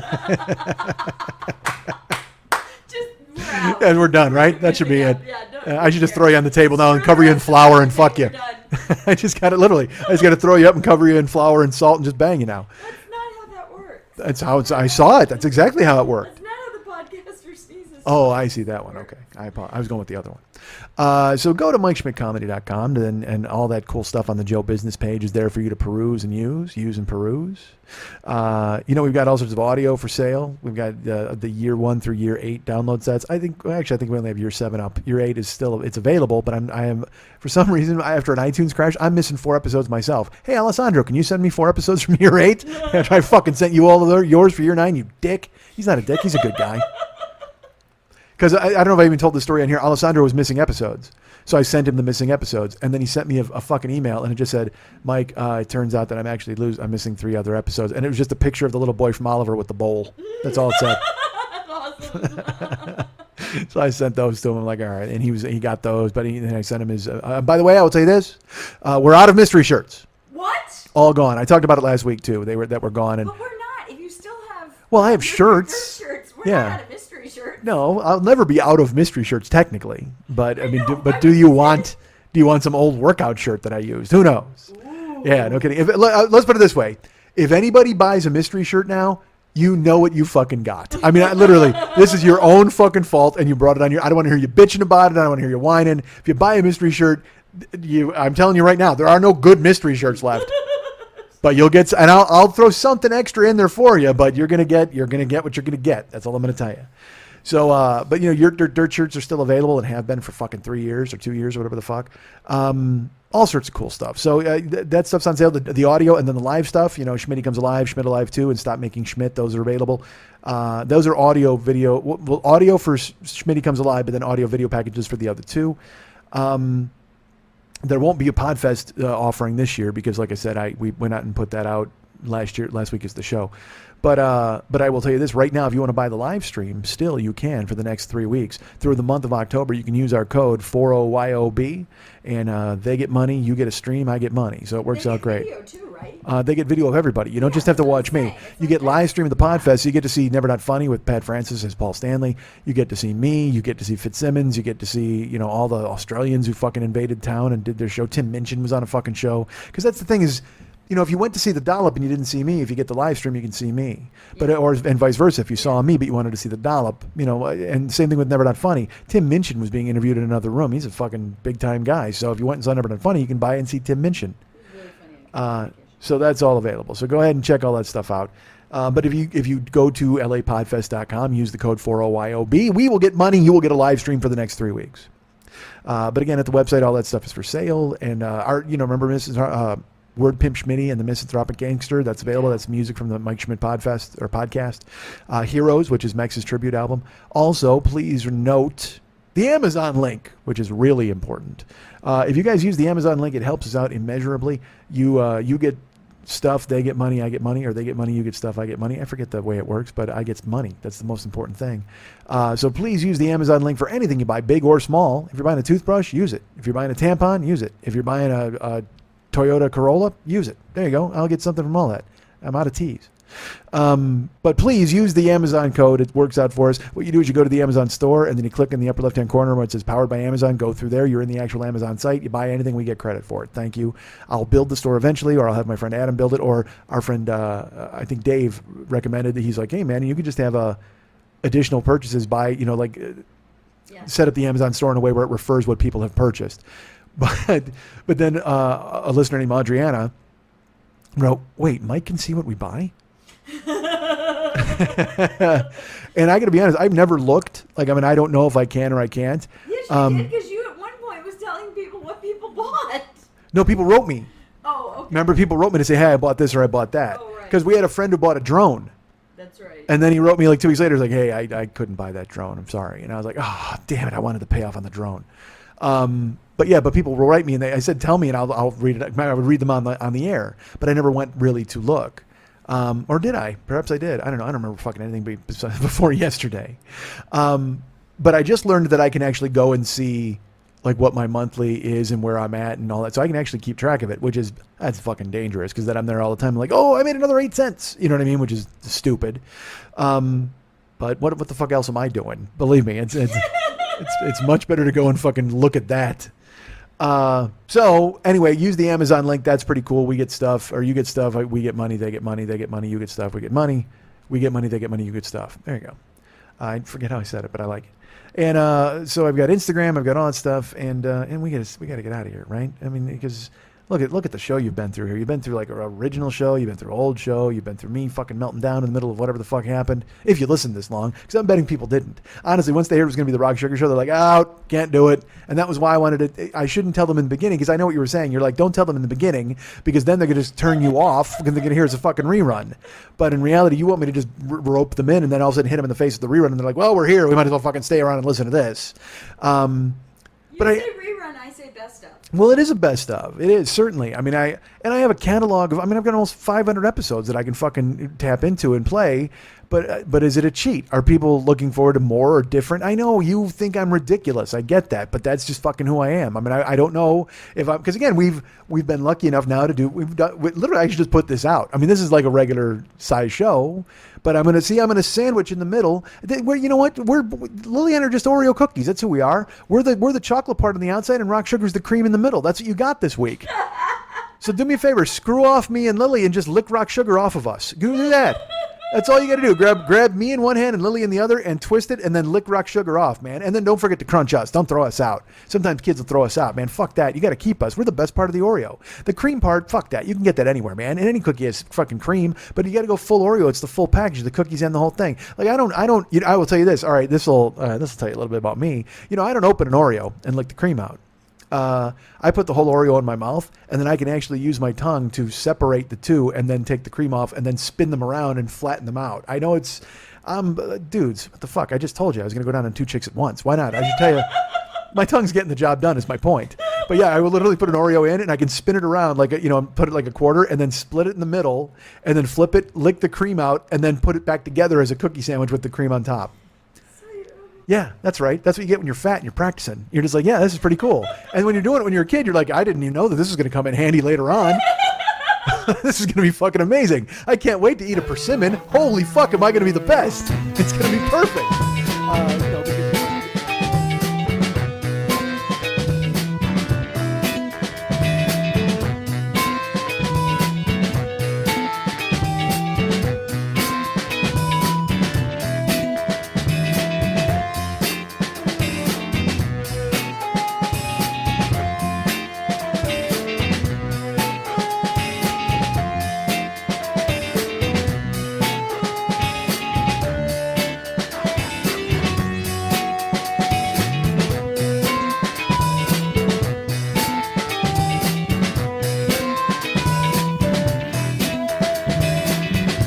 I'll tell you, you want to hook people in, get them halfway through a recipe and cut your fucking show in half. That's it. Do an hour about stew and then bail. Get on a plane. And then come back and revisit it 2 days later. Because that's the most important stew in the universe. Was there noodles or rice involved? Stay tuned!